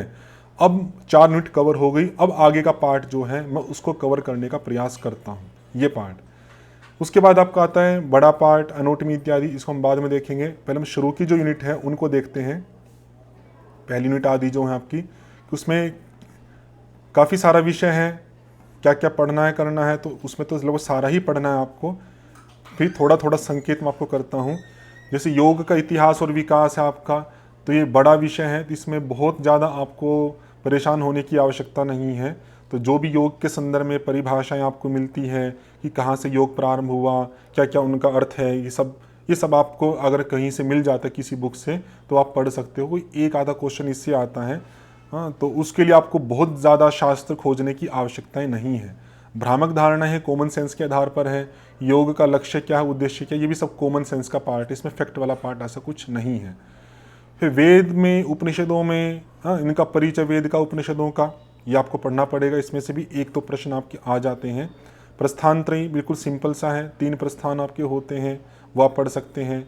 जैसे इसमें वेदांत दर्शन है, गीता है आपकी, इत्यादि इत्यादि। पुरुषार्थ चतुष्टय बिल्कुल सिंपल है, धर्मार्थ काम मोक्ष, वो आप तैयार कर सकते हैं। इसमें सबसे बड़ा पार्ट आपका षड दर्शन की सामान्य अवधारणा। इसमें भी आपके 3 दर्शन को मुख्य आपको रखना है, सांख्य, योग और वेदांत। योग तो आप अलग से 4th यूनिट में पढ़ेंगे ही, उसको यहाँ पे आपको पढ़ने की आवश्यकता नहीं है। यहाँ पर आपको फोकस करना है सांख्य पे, वेदांत पे, न्याय पे और वैशेषिक पे। मीमांसा दर्शन को आप इसमें छोड़ सकते हैं। और उसमें भी चारों में से अगर ज़्यादा फोकस आपको करना है तो आपको सांख्य और वेदांत पर करना है। इससे आपके 2-4 क्वेश्चन आ जाते हैं आपके। तो ये आपका बड़ा पार्ट है, इसमें आपको व्यवस्थित नोट्स चाहिए क्योंकि सारा आपको पढ़ना नहीं है, मुख्य मुख्य विषय आपको पढ़ना है, ये आप पार्ट तैयार कर सकते हैं। महाकाव्य स्मृतियों का परिचय आपका है, तो महाकाव्य हैं आपके जैसे रामायण महाकाव्य है, महाभारत महाकाव्य है, इनका स्मृति में याज्ञवल्क्य स्मृति इन्होंने कही है, ये काफ़ी बड़े बड़े ग्रंथ हैं, तो इसका एक सामान्य ही परिचय रखिएगा। कोई आएगा तो एक आधा प्रश्न, क्योंकि आपको ध्यान रखना है कि आप 100 के 100 क्वेश्चन यदि कवर करने का प्रयास करते हैं तो ये अभी के लिए ठीक नहीं होगा। आपके पास पर्याप्त समय है तो आप जब बड़े बड़े शास्त्र पढ़ो, उसके लिए मनाही नहीं है। यदि समय कम है तो कुछ छोड़ना भी सीखना चाहिए कि आपको प्राथमिकता के आधार पर वो पहले विषय कवर करने चाहिए कि जहाँ से प्रश्न ज़्यादा आने की संभावना है। जब आपके पास समय बच गया है तब आप इन छोटे छोटे विषयों को भी तैयार कर सकते हैं, क्योंकि अभी इन पे ध्यान देंगे अति विषय हैं काफ़ी बड़े, इनमें से सिलेक्ट करना आपके लिए बहुत कठिन हो जाएगा और हो सकता है उनमें से कोई प्रश्न ना भी आए। तो इसमें आपको सामान्य अध्ययन रखना है, बहुत गहराई वाला अध्ययन इसमें प्रारंभ में आप छोड़ सकते हैं, समय आपके पास बचे तो आप कर सकते हैं। गोरखनाथ की परंपरा है, पतंजलि की परंपरा है, इनका परिचय कि कौन कौन से आचार्य हैं, कौन कौन सी टीकाएं किन किन्होंने लिखी है, ये सब पार्ट आप इसमें देख सकते हैं। सीधा सीधा फैक्चुअल पार्ट है, रट्टा लगाना आपको इसमें कोई समझ का पार्ट नहीं है। नारद भक्ति सूत्र में योग है, तो पूरा नारद भक्ति सूत्र आपको अच्छे से पढ़ना पड़ेगा, इसमें से प्रश्न कभी कभी दे देते हैं आपके। ये फिर संत साहित्य में योग है, तो यहाँ पर कबीरदास, तुलसीदास, सूरदास, इनका जीवन का परिचय आपको करना पड़ेगा। आधुनिक काल में योग है आपका, ये सब व्यक्ति आ रहे हैं आपके, जैसे ऊपर 3 व्यक्ति आ गए आपके, फिर नीचे बहुत सारे आधुनिक काल उस समसामयिक काल के व्यक्ति दिए गए हैं, स्वामी विवेकानंद, अरविंद आदि। तो इनका सामान्य परिचय, बहुत गहराई से अध्ययन नहीं, इनका जन्म कहाँ हुआ, मृत्यु कहाँ हुई, कौन कौन से ग्रंथ लगे, कौन कौन से शिष्य थे, कौन से गुरु थे, इस तरह का पार्ट आप इन सब में कवर कर सकते हैं। ऐसे समसामयिक काल वाले पार्ट में भी इन्हीं का ये सब पार्ट इसी में आ जाएगा। इन्होंने कोई योग दिया है तो कौन सा योग दिया है, इस तरह का, या अन्य भी कोई आधुनिक समय पर कोई योग प्रचलित है तो किन्होंने दिए हैं, वो पार्ट भी आप यहाँ पर कर सकते हैं। ज्ञान योग, भक्ति योग, कर्मयोग, राजयोग, हठ योग, इसका सामान्य परिचय आपका है। ये लगभग अन्य शास्त्रों में कुछ आपको प्राप्त हो ही जाएगा। आपके पास कोई और सोर्स हो जिसमें इनके बारे में कुछ और चीज़ें बताई गई हो तो उनको भी पढ़ सकते हैं। जैन मत, बौद्ध मत, इससे भी आपके क्वेश्चन आते रहते हैं। बड़ा विषय है, इसमें आपको अच्छा सिलेक्टिव मैटर चाहिए जिससे आप जैन और बौद्ध दर्शन को तैयार कर सकें। तो देखिए फर्स्ट यूनिट में बहुत बिखरा हुआ मैटर है। बड़ा पार्ट आपका दर्शन है, जो जैन, बौद्ध हो, सांख्य, वेदांत हो, ज़्यादा प्रश्न आपके इससे आ जाते हैं। दूसरा बड़ा पार्ट आपका व्यक्तियों का परिचय है, कई सारे व्यक्ति हैं आपके, कई सारे पॉइंट्स इसमें बने हुए हैं, उनके बारे में आ जाते हैं। बाकी पार्ट आपका छिटपुट है, किसी से कोई प्रश्न दे दिया, किसी से नहीं दिया, ऐसे कुल मिला के 10 से 12 तक अप्रोक्स आपके क्वेश्चन इससे बनते हैं। थोड़ा कम ज़्यादा भी हो जाता है, लेकिन अप्रोक्स आप 10-12 मान सकते हैं। तो इसमें आपको सारे ही विषय आपको तैयार रखने चाहिए, लेकिन जहाँ से प्रश्न बनने की संभावना ज़्यादा है आप वो रखें।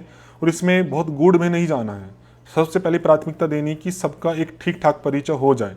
ठीक ठाक परिचय होने से ये होगा कि 80% जो क्वेश्चन जो मीडियम लेवल या इजी लेवल के रहते हैं उनकी ठीक होने की संभावना बढ़ जाएगी। कोई 1, 2, 3 क्वेश्चन कठिन पूछ भी लिए, अगर आप नहीं कर पाए उनको, तो उनके लिए चिंतित होने की आवश्यकता नहीं है। अगर आप उन पे ध्यान दोगे तो 80% जो मैटर था सामान्य वो आपका छूट जाएगा। तो सबसे पहली प्रेफरेंस आपकी 80% को कवर करना है। कठिन वाला जो आपका 20% रह गया, 4-5 क्वेश्चन तो कुछ अपने आप भी ठीक हो ही जाते हैं, ऐसा तो है नहीं कि बिल्कुल भी नहीं आता होगा उसमें से। तो अगर आपने इस 20% पर फोकस किया तो आपको बहुत बड़ा पार्ट छूट जाएगा। तो ऐसी रणनीति आपको बिल्कुल भी नहीं करनी है। आपको फोकस करना है कि पहले सामान्य कुछ तैयारी की जाए, सामान्यतः 80% पार्ट को अधिकांश तक कवर किया जाए। ये फर्स्ट पार्ट था, फर्स्ट पेपर का छिटपुट पार्ट, जो कि आपको कवर करना पड़ेगा। दूसरी यूनिट है आपकी, इसमें बहुत सारी उपनिषदें हैं और उसमें भी एक पार्ट ही ध्यान रखना। फर्स्ट यूनिट में जैसे दर्शन आदि का पढ़ेंगे, चार्ट बना सकते हैं। जैसे पिछले वीडियो मैंने चर्चा की थी ना कि दर्शनों में कुछ समानताएं, आपको कन्फ्यूजन हो जाएगा। कुछ जैन का सिद्धांत है, बौद्ध में जाएगा, बौद्ध वाला किसी में जाएगा, सांख्य का वेदांत में जाएगा, ऐसे मिक्स होंगे। तो उन मिक्स से बचने का सीधा पार्ट है कि आप चार्ट बनाएं। जितने भी दर्शन हैं उनकी आप डिवीजन रखें एक बड़े चार्ट पे। उसमें हेडिंग्स जो हैं आपके, उनके मुख्य सांख्य के यहाँ पे लिख लिया, आपका जो मुख्य विषय था वेदांत का, जैन का, बौद्ध का, जो भी आपके विषय है उनको लिख लिया। ऐसे व्यक्तियों का जो परिचय, वहाँ भी कन्फ्यूजन हो सकता है, उसका भी चार्ट बना सकते हैं। उनकी जन्म या मृत्यु तिथि आदि, या कहाँ पे उत्पन्न हुए, कहाँ नहीं हुए, तो उन सब बनने से आपका कंपैरेटिव अध्ययन हो पाएगा। और जो कन्फ्यूजन होते हैं आपके, क्योंकि अधिकांश क्वेश्चन कन्फ्यूजन में गलत होते हैं, वो कन्फ्यूजन आपका दूर हो जाएगा। अगर आपने इस तरह से कंपैरेटिव अध्ययन नहीं किया, सिंपली बस पढ़ते ही आ रहे हो, तो आपको ये तो लगेगा पढ़ा हुआ है, क्वेश्चन गलत होने की संभावना बहुत बढ़ जाएगी, क्योंकि कन्फ्यूजन नहीं दूर होगा। वहाँ पे कुछ न इस तरह के ऑप्शन जरूर आ जाएंगे कि आपके माइंड में क्लिक हो जाएगा ऐसा कि यार ये भी हो सकता है, वो भी हो सकता है। सही आंसर का निर्णय आप नहीं कर पाएंगे। तो जहाँ पर भी सिमिलैरिटीज़ हैं, समानताएं हैं, वहाँ पर आपको कंपैरेटिव अध्ययन की बहुत आवश्यकता है, ये आपको अवश्य रखना है।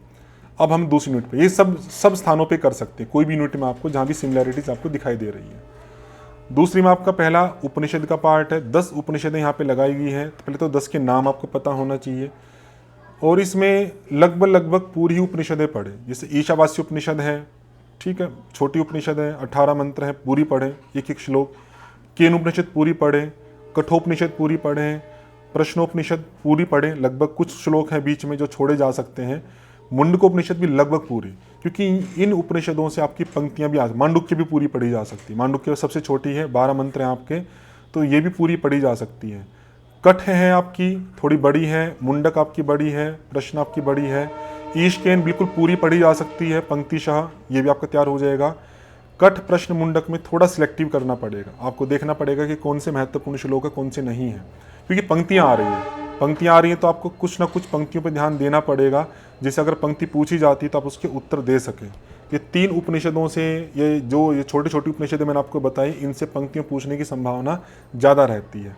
आने में तो अन्य उपनिषदों से भी आ सकती है, लेकिन वे बड़ी हैं तो उसमें आपको सिलेक्ट करना कि कौन सी आ सकती कौन नहीं आ सकती, एक अनुभव का पार्ट है। एक अनुभवी व्यक्ति उसमें से सिलेक्ट करके अलग कर सकता है। ऐत्रेय बड़ी है, तैत्रेय बड़ी है, छांदोग्य, बृहदारण्यक, ये आपके वैसे पूरी उपनिषद के आधार पे देखो तो काफ़ी बड़ी है, लेकिन आप सिलेक्टिव मैटर अगर इसमें से अलग कर लेते हो तो ये पहले वाली उपनिषदों से छोटी हो जाती है, क्योंकि इसमें बहुत सारा मैटर आपको नहीं पढ़ना है, सिलेक्टिव मैटर पढ़ना है। सिलेक्टिव पढ़ने से ये बहुत छोटी हो जाती हैं, तो इन मैटर को आप पढ़ सकते हो। तो उपनिषदों को पढ़ने में यही आपको ध्यान रखना है कि जहाँ पर आपकी पंक्तियाँ आ सकती हैं। फिर मैं कहूँगा, क्योंकि समय कम है, तो सबसे पहले अगर आपके पास समय कम है और बहुत कुछ तैयार करना है तो आप पंक्तियों पर ध्यान ना दें, पंक्तियों को छोड़ दें, क्योंकि पंक्ति आएंगी, मान लो 1 या 2 पंक्ति आ गई, उस 1-2 के चक्कर में ऐसा नहीं करना कि सारा विषय छूट गया। पंक्तियों को छोड़ के बाकी जो विषय है आप उसको तैयार करें। वो विषय आपका तैयार हो गया, समय भी बचा हुआ है, फिर आप सेकंड रीडिंग में पंक्तियों पर ध्यान दे सकते हैं। फर्स्ट रीडिंग में आप पंक्तियों पर ध्यान कम दें, जो पढ़ने में फ्लो में आपका ध्यान जा रहा है उस पर आप दें। अतिरिक्त पुरुषार्थ आपको पंक्तियों पर नहीं करना। सबसे पहला पुरुषार्थ करना है कि मुख्य जो विषय पंक्तियों को छोड़ के वो आपका कवर हो जाए, ठीक है। तो उसमें फिर आपको दूसरा ध्यान देना है पहले समझ पे। इसमें फैक्ट कम है, जो सीधे सीधे फैक्ट जैसे तैत्रीय उपनिषद में आएंगे, फैक्ट है तो रट्टा लगाओ, ठीक है। उसमें फैक्ट जहाँ पे हैं आपके बिल्कुल डायरेक्ट पूरे, तो वहाँ पे समझने का प्रयास मत करो। कुछ ऐसी एक समझ बनाओ हल्की सी, जो आपके रटने में सहायक हो सके। ये आपके पेपर के लिए ज़रूरी है। बाकी आगे की जो समझ है वो आप बाद में बना सकते हैं। अभी पेपर के लिए आवश्यक है कि हल्का सा समझ, जिससे आप उस शब्द को याद रख सकें। नहीं तो रट्टा हो गया आपका। अपने अपनी तकनीक है, जैसे आप याद करना चाहें। अधिकांश जो पार्ट है आपका वो समझ बेस है। अगर उन समझ वाली पंक्ति को भी याद करने की कोशिश करते हो तो हमारी मूर्खता है, हम गलत दिशा में पुरुषार्थ कर रहे हैं और पुरुषार्थ आपका काम भी नहीं आएगा। क्योंकि जो समझने वाली पंक्ति है, यदि उनको आप याद करेंगे तो उसमें 2 हानि है। एक तो समय आपका बहुत जा रहा है, और समय इतना देने के बाद भी कोई आवश्यक नहीं कि आप उनके क्वेश्चन ठीक ही कर पाओगे। इसलिए ये गलती नहीं करनी है। तो जहाँ समझ का पार्ट है तो वहाँ पे ठहर के आपको थोड़ी समझ बनानी है। उस समझ को इस प्रकार से वर्गीकृत कर लेना माइंड में कि अगर क्वेश्चन इसमें से आता है तो मैं क्वेश्चन कर लूँगा। तो ये आपके लिए महत्वपूर्ण है। आप देखेंगे कि उपनिषद का 70% पार्ट आपका समझ पे ही है। समझ आपका है तो आप क्वेश्चंस कर सकते हैं। 30 to 40% पार्ट आपका जो डायरेक्ट आपके फैक्ट हैं, तो फैक्ट होने के कारण से अब आपको फैक्ट तैयार करने पड़ेंगे। ठीक, ये पार्ट आप इसमें कर सकते हैं। तो पहले सामान्य विषय तैयार हो जाएगा। फिर अंदर का गूढ़ विषय में भी आपको फर्स्ट प्रेफरेंस देनी है। आपको जो सीधे सीधे फैक्ट दिख रहे हैं उनको तैयार करने में इस तरह से 10 उपनिषदों को आप तैयार कर सकते हैं। उसके बाद भगवत गीता का बहुत ही रुचिकर और सिंपल विषय है। गीता में मैं कहूँगा कि याद करने का विषय बहुत कम है। मैं कहूँगा कि 80% पार्ट आपका समझ बेस है। तो पंक्तियों की समझ हो, पंक्तियाँ संस्कृत की भी आ सकती है तो वो आपको एक्सट्रैक्ट करनी पड़ेगी। कौन कौन सी इंपॉर्टेंट पंक्ति संस्कृत की जो आ सकती है वो आप अपने नोट से तैयार कीजिएगा। तो पंक्तियाँ आप याद रखें, बाकी का एक सामान्य भाव रखें। सामान्य भाव जितना अच्छा आप मन में बना पाएंगे आप 80% प्रश्नों के उत्तर दे सकते हैं। 20% पार्ट है जहाँ अब आपके फैक्ट हैं, ठीक है, समझ तो है ही है, लेकिन समझ के आधार पे फैक्ट भी है। तो उन फैक्टों को भी आपको बहुत अच्छे से याद रखना है, क्योंकि ज़्यादा जो प्रश्न बनते हैं आपके फैक्ट से बनते हैं। लेकिन कभी आप देखेंगे कि जो कठिन प्रश्न बनते हैं, फैक्ट तो सब याद कर लेते हैं, लेकिन कई बार जो समझ वाला पार्ट था उनसे प्रश्न बना दिए जाते हैं, और वहाँ पे व्यक्ति धोखा खा जाते हैं, क्योंकि उन्होंने वो याद किया नहीं होता। और वे व्यक्ति प्रश्न करने के लिए मेमोरी पे आधारित होते हैं कि याद हैं तो कर पाएंगे, कॉमन सेंस नहीं लगा सकते, तो वो उनके लिए कमजोरी वाला पार्ट है। आपका जो मेमोरी वाला पार्ट है वो भी मजबूत होना चाहिए, और जो कॉमन सेंस समझ वाला पार्ट है वो भी आपका मजबूत होना चाहिए। तो इसमें अलग अलग अध्यायों के बारे में कोई ज़्यादा चर्चा करने की आवश्यकता नहीं है। जो भी अध्याय लगा हुआ है पूरा ही अध्याय पढ़ना है अच्छे से, और साथ में समझ बनानी है। पंक्तियों से थोड़ा थोड़ा अर्थ भी समझना है, कि कुछ श्लोक आपके सामने कोई पंक्ति आ जाए तो आपको थोड़ा सा एक भाव पता लग जाए कि क्या इसमें कहा जा रहा है, और जो फैक्ट है वो फैक्ट आपको याद करना है। सरल विषय है बड़ा, लेकिन करने की दृष्टि से रुचिकर भी है और सरल भी है। और योग वशिष्ठ अपने आप में बहुत बड़ा ग्रंथ है, तो जो जो विषय इन्होंने दिए हैं वही आपको तैयार करने से आदि व्याधि का पार्ट है, काफ़ी इंपॉर्टेंट है, इससे प्रश्न आते हैं। साइकोसोमेटिक एलिमेंट्स, मनोदैहिक व्याधियाँ, वो व्याधि के अंतर्गत ही आ जाएंगी। मुक्ति के 4 द्वारपाल, इससे भी प्रश्न आते हैं। परमानंद की उच्चतम अवस्था, इससे कोई खास प्रश्न नहीं आते हैं। योग के विघ्नों के निराकरण हेतु अभ्यास, ये भी कोई खास पार्ट नहीं है। ध्यान के 8 चरण जान के, तो मुख्य कि ज्ञान की सप्त भूमिका, इससे प्रश्न आते हैं। मुक्ति के 4 द्वारपाल, आदि और व्याधि, और शुक की कथा, हिंदी में डाला नहीं है इन्होंने, इंग्लिश वाले में मिल जाएगा आपको, कि शुक की कथा, आचार्य शुक का जो कथा वाला पार्ट है उससे। तो ये 3-4 पॉइंट है जिनसे ज़्यादा प्रश्न बनते हैं। बाकी देने में तो देखो योग वशिष्ठ में कहीं से भी दे सकते हैं, तो उन कोई एक आधा अजीब क्वेश्चन किसी पेपर में दे दिया है तो उसके लिए चिंता नहीं करनी है कि ये कहाँ से दे दिया, अगली बार ना आ जाए। हम क्या करते हैं, उन्हीं 1-2 प्रश्न के लिए पूरी मेहनत कर देते हैं, और जहाँ से ज़्यादा प्रश्न आते हैं वो छोड़ देते हैं, तो वो गलती हमें नहीं करनी है। तो जो मुख्य मुख्य पॉइंट मैंने आपको बताया उन पर आपको ज़्यादा फोकस करना है इसमें। तो ये दूसरी यूनिट आपकी हो जाएगी। तीसरी यूनिट आपकी है, इसमें योग उपनिषदें हैं, कुछ बड़ी उपनिषदें हैं। बड़ी में जैसे योग चूड़ामणि आपकी बड़ी है, योग तत्व आपकी बड़ी है, त्रिशिखी आपकी बड़ी है। लेकिन बड़ी में भी आप देखेंगे कि बहुत सारा विषय हठ योग से मैच होता है। आपको बस डिफ्रेंशिएट करना है कि वहाँ पर इतने भेद हैं, यहाँ पर इतने भेद हैं, वहाँ पर इसकी चर्चा थी, यहाँ पर इसकी चर्चा है। इस प्रकार से कंपैरेटिव अध्ययन आपका लिए बहुत महत्वपूर्ण रहेगा। इसमें अगर आपने कंपैरेटिव अध्ययन नहीं करा तो आप देखेंगे बहुत सारा संशय आपको बनेगा, किसी का विषय किसी में जाएगा, किसी का विषय किसी में जाएगा। वो कंपैरेटिव अध्ययन भी कैसे किया जा सकता है, थोड़ी सी चर्चा में उसकी भी करूँगा। श्वेताश्वतरोपनिषद है आपकी, अलग विषय है, ये मिक्स नहीं होगा अन्य विषयों के साथ में, ये आप अपने हिसाब से पढ़ सकते हैं। जो भी 2 अध्याय इसमें लगे हुए हैं, आपका दूसरा अध्याय और छठा अध्याय, तो उन अध्यायों में पूरा का पूरा विषय आप तैयार कर सकते हैं। उसमें कुछ भी आ सकता है, पंक्तियाँ भी पूछी जा सकती हैं। योग कुंडलिनी है, बाकी जो भी 7 की 7 उपनिषदें हैं इनमें विषय आपका समान है। हठ योग का जो विषय था लगभग वही विषय आपका, थोड़ा सा भेद करते हुए आपके इनके अंदर दिया गया है, इसलिए आपके संशय की संभावना बहुत बढ़ जाती है। एक तो हठ योग का अपने आप में विषय है काफ़ी बड़ा, और दूसरा उसी तरह का विषय आपका योग उपनिषदों में भी है। तो यहाँ पर आपको चार्ट बनाना आपके लिए बहुत उपयोगी हो सकता है। तो चार्ट एक तो अलग अलग ग्रंथों का, एक एक ग्रंथों का चार्ट भी बनाए, जैसे योग कुंडलिनी का अलग बनाए, योग चूड़ामणि का अलग, जिससे आपको उस ग्रंथ में क्या है वो पता लगे। और उसमें भी सबसे मुख्य फोकस करना कि जो हेडिंग इन्होंने दिए हैं सिलेबस में, सबसे पहले उसको तैयार करें। जैसे प्राणायाम सिद्धि के उपाय क्या है, प्राणायाम के भेद क्या है, ब्रह्म प्राप्ति के उपाय क्या है, ये तो आपको करने ही करने, सबसे अच्छे तो यही करने हैं। उसके अलावा भी आपको पूरी उपनिषद पढ़नी है, क्योंकि ऐसा नहीं है कि जो हेडिंग यहाँ पे डालें उनसे ही प्रश्न आते हैं, इनसे आने की संभावना ज़्यादा रहती है।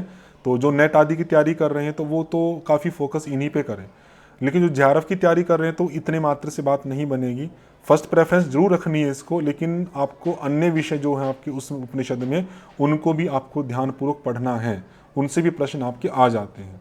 ठीक है, इस तरह का करना है। तो सिंगल उपनिषद के आपने बना लिए, उसके बाद में जो जो उनके अंदर सिमिलर चीज़ें हैं उनका कंपैरेटिव वाला पार्ट भी आपको बनाना चाहिए, कि नाड़ियाँ हैं तो किस किस ग्रंथ में है, प्राण है तो किस किस ग्रंथ में, कौन कौन से हैं, क्या क्या स्थान है, इस तरह से आपको मेहनत करनी चाहिए उसमें। तो आपका इसमें संशय वाला पार्ट आपका वो कम हो जाएगा। तो पहले तो सिंगल ही तैयार करें, सिंगल। वो सिंगल तैयार करते हुए भी ये ध्यान दे सकते हैं कि मान लो आप योग कुंडलिनी तैयार कर रहे हैं, योग कुंडलिनी में आपकी आसन की चर्चा आई, तो आप ये सोच सकते कि आसन किस किस में आए थे, कौन कौन से आए थे। इससे आपका समय तो ज़्यादा लगेगा, लेकिन वो चीज़ें आपको साथ साथ पक्की होती जाएगी। कि उसमें 3 आसन थे, उसमें 4 आसन थे, या आपका जो नोट्स है वो नोट्स आप जो कंपैरेटिव बनाओगे उसको अपने साथ में रखें। तो साथ में रखने से जब भी आप कोई पार्ट पढ़ते हो, आसन का पढ़ा किसी भी ग्रंथ में, योग कुंडलिनी में ही पढ़ा, तो आसन के होते हुए सारे आसन देखो, अच्छा इसमें इतने हैं, उसमें इतने, उसमें इतने, तो वो बार बार जो वो चीज़ आपकी आंखों से गुजरेगी, आपके सामने से गुजरेगी, उसका बार बार रिवीजन होगा, तो उसका जो कन्फ्यूजन है बिल्कुल समाप्त हो जाएगा। एक दो बार किसी चीज़ का रिवीजन करने से कन्फ्यूजन दूर नहीं होता, बार बार रिवीजन करना पड़ेगा, हर बार कुछ ना कुछ इंप्रूवमेंट होती जाएगी और एक स्थिति आपकी ऐसी आएगी कि सारे के सारे संशय आपके समाप्त हो जाएंगे। इसलिए रिवीजन मस्ट है। तो कंपैरेटिव नोट्स भी हैं, तो उसका भी आपको लगातार रिवीजन आपको रखना है। तो इस तरह से सारी उपनिषदों को आप तैयार कर सकते हैं, कुछ छोटी है कुछ बड़ी है। तो इसमें सबसे पहले आपको कहा जो छोटी है वो तैयार करो, कोई की कॉन्फिडेंस भी चाहिए ना कि हाँ कुछ पार्ट तैयार हो गया। सबसे छोटी आपकी योगराज उपनिषद, वो छोटी सी है, इसको तैयार कर लो कि इसमें से कोई क्वेश्चन आएगा गलत नहीं होगा। नाद बिंदु छोटी सी है, ये तैयार कर लो, ठीक है। फिर बाकी तो लगभग बड़ी सी ही है, बहुत छोटी नहीं कह सकता, ध्यान बिंदु भी लगभग बड़ी सी है। तो जो जो आपको अनुकूल लगती है वो तैयार करते जाएं और साथ साथ में अपनी समझ बनाते जाएं। इसमें लाभ की पूछने की संभावना कम रहती है, क्योंकि इसमें भी आपके प्राणायामों के, मुद्राओं के, इनके सबके लाभ रहेंगे। वैसे तो अधिकांश लाभ आपके हठ योग से मैच करते ही मिलेंगे, तो अगर आप उसके साथ मैच करके उसको एडजस्ट कर सकते हैं तो बेस्ट है आपका वो। क्योंकि कोई मान लो कोई क्वेश्चन अगर इनके लाभों से भी बनाया गया तो आपका गलत नहीं होगा, लेकिन फिर भी यदि आप नहीं मैच कर पा रहे हैं, समय नहीं है उतना, तो इनके लाभों को आप फर्स्ट टाइम में स्किप कर सकते हैं। तो लाभ को छोड़ के बाकी जो पार्ट है आपका पहले वो तैयार करें। जब आपको वो पार्ट तैयार हो जाएगा, फिर सेकंड रीडिंग जो आपको देनी है वो आप फिर लाभ को ही फोकस कर सकते हैं। फर्स्ट रीडिंग में लाभ मत रखें, नहीं तो क्या होगा, आपका वो सारा ही विषय छूट जाएगा। क्योंकि लाभ बहुत सारे आप पढ़ोगे, अन्य ग्रंथों के भी पढ़े हुए, सब मिक्स होंगे और आपका मोटिवेशन डाउन हो जाएगा। लाभ छोड़ के बाकी विषय तैयार करें, और उसमें आपका जो शॉर्ट चार्ट आपका है वो बहुत काम आएगा इसमें रिवीजन के लिए। वो पॉइंट आप लिखेंगे, जब आपको लगे कि सारी की सारी उपनिषद हैं लाभ को छोड़कर तैयार हो गई हैं, फिर आप उसमें लाभ को फोकस कर सकते हैं थोड़ा थोड़ा करके, ठीक है। ये पार्ट आपके लिए काफ़ी महत्वपूर्ण रहेगा। योग सूत्र है, पूरा का पूरा तैयार करना है। इसमें सबसे महत्वपूर्ण है कि योग सूत्र के सारे सूत्र आपको याद होने चाहिए। 195 सूत्र है, 195 के 195 सूत्र आपको याद है, तो आप मान के चलिए कि 90% क्वेश्चन आप ठीक कर सकते हैं। तो आपको प्रयास करना है कि डेली आप सूत्रों का रिवीजन करें कैसे भी करके, और प्रतिदिन रिवीजन करें, फोकस करें, और प्रयास करें कि सूत्र से ही कुछ कुछ अर्थ कर सकें उसका। तो इतना करने से भी आपका योग सूत्र का पार्ट, ये चौथी यूनिट आपकी 90% तैयार हो जाती है, और हो सकता है कि सारे के सारे क्वेश्चन आप ठीक पर रखें। बहुत गहराई में जाने की आवश्यकता नहीं है। मान लो कोई फर्स्ट प्रेफरेंस तो ये देनी है कि हम 80-90% क्वेश्चन ठीक कर सकें। गहराई वाले क्वेश्चन तो कोई 1 2 3 क्वेश्चन मुश्किल से आएंगे आपके, तो उन पे फोकस आपको सेकंड रीडिंग में देना। फर्स्ट रीडिंग में क्या करना है कि ऊपरी रूप से जितने क्वेश्चन आ सकते हैं उनको कवर करें। योग सूत्र पूछा जा सकता है वो ठीक हो जाए, योग सूत्रों के अर्थ पूछे जा रहे हैं वो ठीक हो जाए, या उनसे संबंधित कोई फैक्ट बताया जा रहा है वो ठीक हो जाए, वो सब पार्ट आप इसमें तैयार करें। जब आपका पूरा तैयार हो जाए, फिर आप अंदर का जो समझ है या डीप वाला पार्ट है उसको आप फोकस कर सकते हैं। तो ये आपका योग दर्शन काफ़ी महत्वपूर्ण है। सबसे अधिक प्रश्न आपके इसी यूनिट से आपके आते हैं, इसमें और ज़्यादा चर्चा करने की आवश्यकता नहीं है। सूत्र वाला सबसे पार्ट है मुख्य, इसमें आपको जो ध्यान देना है। हठ योग वाला पार्ट सबसे बड़े पार्ट में आप इसको कह सकते हैं। 8 ग्रंथ है इसके अंदर, तो उसमें 3 ग्रंथ आपके सबसे महत्वपूर्ण है, हठ प्रदीपिका, घेरंड संहिता, हठ रत्नावली। 3 ग्रंथों को बहुत अच्छे से तैयार करना आपको। इनके लाभ भी पूछे जाते हैं, पूछे ना लाभ अगर सबसे ज़्यादा महत्वपूर्ण किसके हैं, तो इन 3 ग्रंथों के लाभ सबसे महत्वपूर्ण हैं। चाहे वो प्राणायाम के हो, मुद्रा के हो, षटकर्म के हो, वो सारे आपको ध्यान रखने हैं। बाकी जो ग्रंथ हैं आपके शिव संहिता, योग बीज, गोरक्ष संहिता इत्यादि, तो उनमें आप लाभों को छोड़ सकते हैं फर्स्ट प्रेफरेंस में। तो उनको लाभ छोड़ के बाकी जो विषय हैं उनको तैयार कर लें, समय बचा हुआ है, फिर आप लाभ को भी फोकस कर सकते हैं। इन 3 ग्रंथों में भी यही करना आपको। जब पहली रीडिंग दें, जैसे मान लो आप घेरंड संहिता तैयार कर रहे हैं, तो वो तैयार कैसे करना है कि पहली रीडिंग देनी है कि सामान्य परिचय हो जाए पूरे ग्रंथ का, कितने अध्याय हैं, कौन कौन सी चीज़ें हैं, कितने कौन से कर्म हैं, कितने आसन हैं, कौन कौन से आसन हैं। मतलब लाभ को छोड़ के या अन्य जो डिस्क्रिप्शन है उनको छोड़ के बाकी जो विषय है वो आपका तैयार हो जाए फर्स्ट प्रेफरेंस। उसमें से भी आपका 70% क्वेश्चन डिजाइन हो जाता है। जब आपका वो पक्का हो गया तब आपको लाभ को एड ऑन करना है उसमें। ऐसे ही हठ रत्नावली, ऐसे प्रदीपिका, सब पार्ट ऐसे ही करने हैं। ऐसे योग बीज भी, गोरक्ष संहिता भी।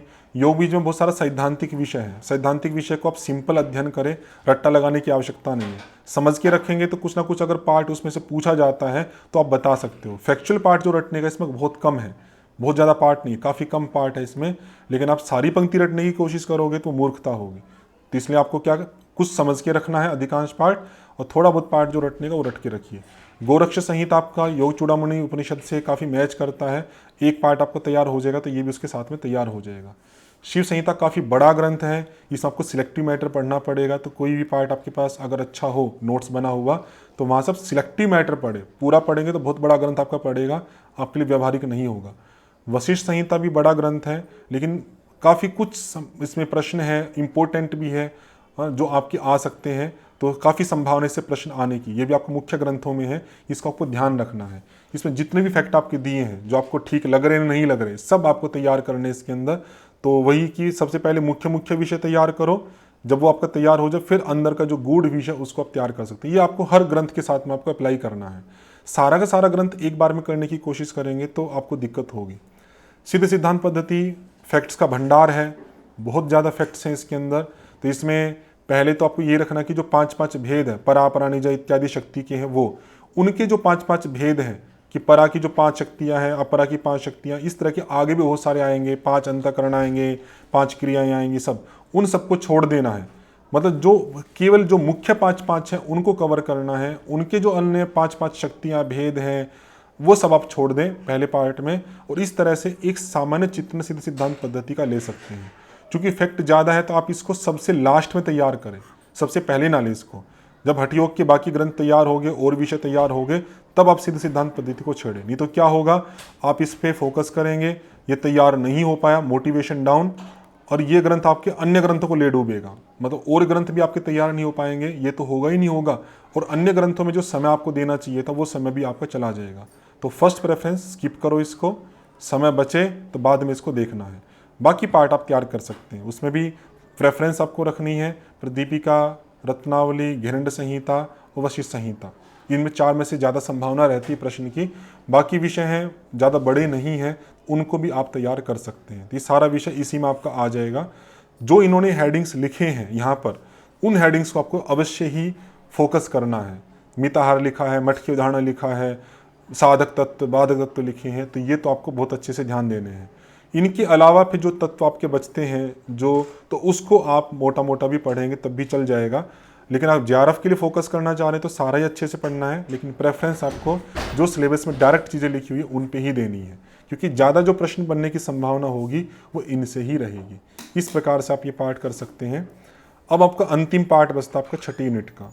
तो 6ठी यूनिट में आपका, इसको इंग्लिश से हम देख लेते हैं 6ठी यूनिट को।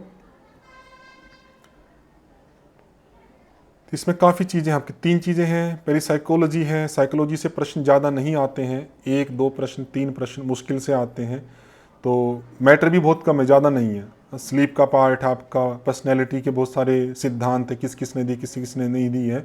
आपके पास अगर व्यवस्थित नोट्स हैं, बहुत सरलता से इसको तैयार किया जा सकता है, कोई भी कठिनता इसमें नहीं है।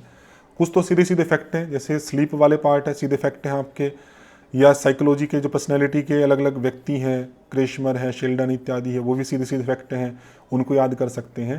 तो छोटा मैटर है, जल्दी तैयार किया जा सकता है, 1-2 प्रश्न आएगा तो वो ठीक हो जाएगा। बड़ा मैटर है आपका एनाटॉमी का। तो इसमें 10 सिस्टम आपके इंटीग्यूमेंट्री सिस्टम को छोड़कर, तो उसमें भी यही रखना है, क्योंकि बहुत कुछ है। आप सेल को भी पढ़ो तो आप सालों तक पढ़ सकते, तब भी सेल का पार्ट पूरा ना हो। तो बस आपको ये रखना कि सबसे पहली स्टडी आपको सामान्य अध्ययन पे देनी है कि सेल है क्या, सेल के कितने डिवीज़न हैं, क्या क्या पार्ट पाए जाते हैं, प्लाज्मा मेम्ब्रेन क्या होती है, साइटोप्लाज्म क्या है, कौन कौन से ऑर्गेनेल्स होते हैं, उनका मोटा मोटा कार्य क्या है। इस तरह की सामान्य जो समझ है, सबसे पहले उसको फोकस करना है। जब वो आपने वो पकड़ ली, समझ आपकी आ गई, अब वो अच्छी हो गई है, तब अंदर की जो एक्सप्लेनेशन है, थोड़ा सा उसमें एलोब्रेट किया गया है, उन चीज़ों को आप देख सकते हैं। पहली बार में सारा का सारा विषय करने की कोशिश करेंगे तो यहाँ भी आपको दिक्कत आएगी। जो आपको बहुत ज़्यादा टेक्निकल विषय लगता है कि आपको समझने में दिक्कत है, स्किप करो, छोड़ दो, कोई बात नहीं। 1-2 प्रश्न अगर आता है उससे तो कोई नहीं, उसको हम बाद में देखेंगे। पहले हम जो कर सकते हैं उनको करिए। तो यही पार्ट आपको करना है। तो इसमें भी जो छोटे सिस्टम है उनको पहले लेना है, जिससे आपका कॉन्फिडेंस बढ़े। छोटे में जैसे आपका एक्सक्रीटरी सिस्टम है, छोटा है, रिप्रोडक्टिव छोटा है, इम्यून छोटा है आपका, और ये एक्सक्रीटरी साथ में रेस्पिरेटरी छोटा है। तो ये छोटे छोटे सिस्टम है, इनको आप तैयार करें। नर्वस बड़ा है आपका, कार्डियोवैस्कुलर आपका बड़ा है, और आपका सेल का भी बड़ा है, डाइजेस्टिव भी बड़ा है, ये बड़े हैं आपके। और इसमें एंडोक्राइन वाला भी बड़ा है। तो जो बड़े हैं सिस्टम उनको बाद में करें, छोटे सिस्टम उनको पहले तैयार करें। तो उनके तैयार होने से आप में कॉन्फिडेंस आएगा, और जो आपको कठिन लगता है उसको छोड़ते जाएं। उसको ऐसे नहीं कि सारा ही छोड़ देना, ऐसे भी नहीं करना कि सर सारा ही कठिन लगता है। ऐसे नहीं कि प्रयास करने के बाद भी आपके अगर कोई मैटर कवर नहीं हो रहा तो छोड़ें। पहले ही कोई मेंटालिटी बना के कि ये नहीं होगा छोड़ रहे हैं तो हमारी कमी है। तो पहले तो प्रयास करना है पूरा, जितने भी हमारे पास तरीके सब लगाने हैं। उसके बाद भी अगर नहीं हो रहा है तो फिर ज़्यादा समय नहीं लगाना उस पर हमें, क्योंकि और विषयों पे भी ध्यान देना है। तो उसको छोड़ दें अभी के लिए, बाकी विषय तैयार करें। जब आपके बाकी विषय तैयार हो जाए तब आप उस पर ध्यान दे सकते हैं। तो ये पार्ट आपको रखना है। और ऐसे ही सिस्टम जो भी तैयार करेंगे, पहले सामान्य अध्ययन फिर आपका विशेष अध्ययन, ये सब ग्रंथों के साथ आपको अप्लाई करना है। तो यही है पार्ट आपका। इसमें डाइट एंड न्यूट्रिशन में बहुत सारा विषय है, तो इसमें ये सब तैयार करना व्यवहारिक नहीं है। तो इसमें क्या क्या कर सकते हैं, ये पहले आपके जो न्यूट्रिएंट्स हैं कौन कौन से होते हैं, उनकी क्या क्या विशेषताएं हैं, जैसे कार्बोहाइड्रेट आपका ये क्या है, लिपिड क्या है, विटामिन क्या है, मिनरल्स क्या है, कौन कौन से होते हैं, क्या क्या कार्य हैं, ये सब पार्ट। ये पहले का जो पार्ट है इसको आप छोड़ सकते हैं अभी शुरुआत की दृष्टि से। अलग अलग वैल्यूज़ क्या हैं, उनके क्या क्या सोर्सेज हैं। तो सोर्सेज में भी मुख्य मुख्य जो सोर्स है, उत्तम जो स्रोत हैं आपके, कोई आपके पास है आपके मैटर, तो उससे आप उनको निकालें, उनको थोड़ा थोड़ा आप रिवाइज करते हैं। उस पर बहुत फोकस नहीं करना है, जैसे यहाँ पे कि फैट के सोर्सेज बहुत सारे क्या, न्यूट्रिएंट वैल्यू क्या, वो सब नहीं, क्योंकि वो आपके पास उतना समय भी नहीं है और उनसे क्वेश्चन ज़्यादा आते भी नहीं हैं। तो सबसे ज़्यादा क्वेश्चन आपके इस पार्ट में से आ जाएंगे, कार्बोहाइड्रेट वाला जो सब बताया था आपका। कुछ पार्ट आपके सोर्सेज से आ जाते हैं कि विटामिन सी के सोर्स कौन से हैं, कैल्शियम के सोर्स क्या, इत्यादि।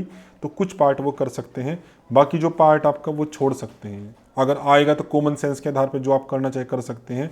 एक एक चीज़ आप करना चाहो तो वो आपके लिए बहुत श्रम साध्य है, और ना ही उतना ही आपकी प्रश्न पत्र की दृष्टि से महत्वपूर्ण है। तो ये आपका योग का पार्ट था, बहुत महत्वपूर्ण मैंने चर्चा आपके सामने की है तैयारी की दृष्टि से। अगर आप इसको फोकस करते हैं तो आप 80% पार्ट को सीमित समय में तैयार कर सकते हैं, कुछ छोड़ते हुए। फिर जिनका पहले से बेस अच्छा है, बना हुआ है, तो अपनी तैयारी को मॉडिफाई कर सकते हैं। बस वही प्रश्न करते रहना है अपने आप से, क्या मैं तैयारी करने के लिए तैयार हूँ, क्या मैं अपने प्रति ईमानदार हूँ, और आपको अच्छे से मेहनत करनी है। बाकी और कोई प्रश्न आपके हैं तो आप कमेंट में हमें बता सकते हैं, तो उसकी मैं अगले वीडियो में चर्चा करने की कोशिश करूँगा। और आपको पेपर की तैयारी के लिए बहुत सारी शुभकामनाएं। आप अच्छे से तैयार करें, ईश्वर आपका मार्ग प्रशस्त करे और आपको सामर्थ्य और शक्ति दे। ओम शम।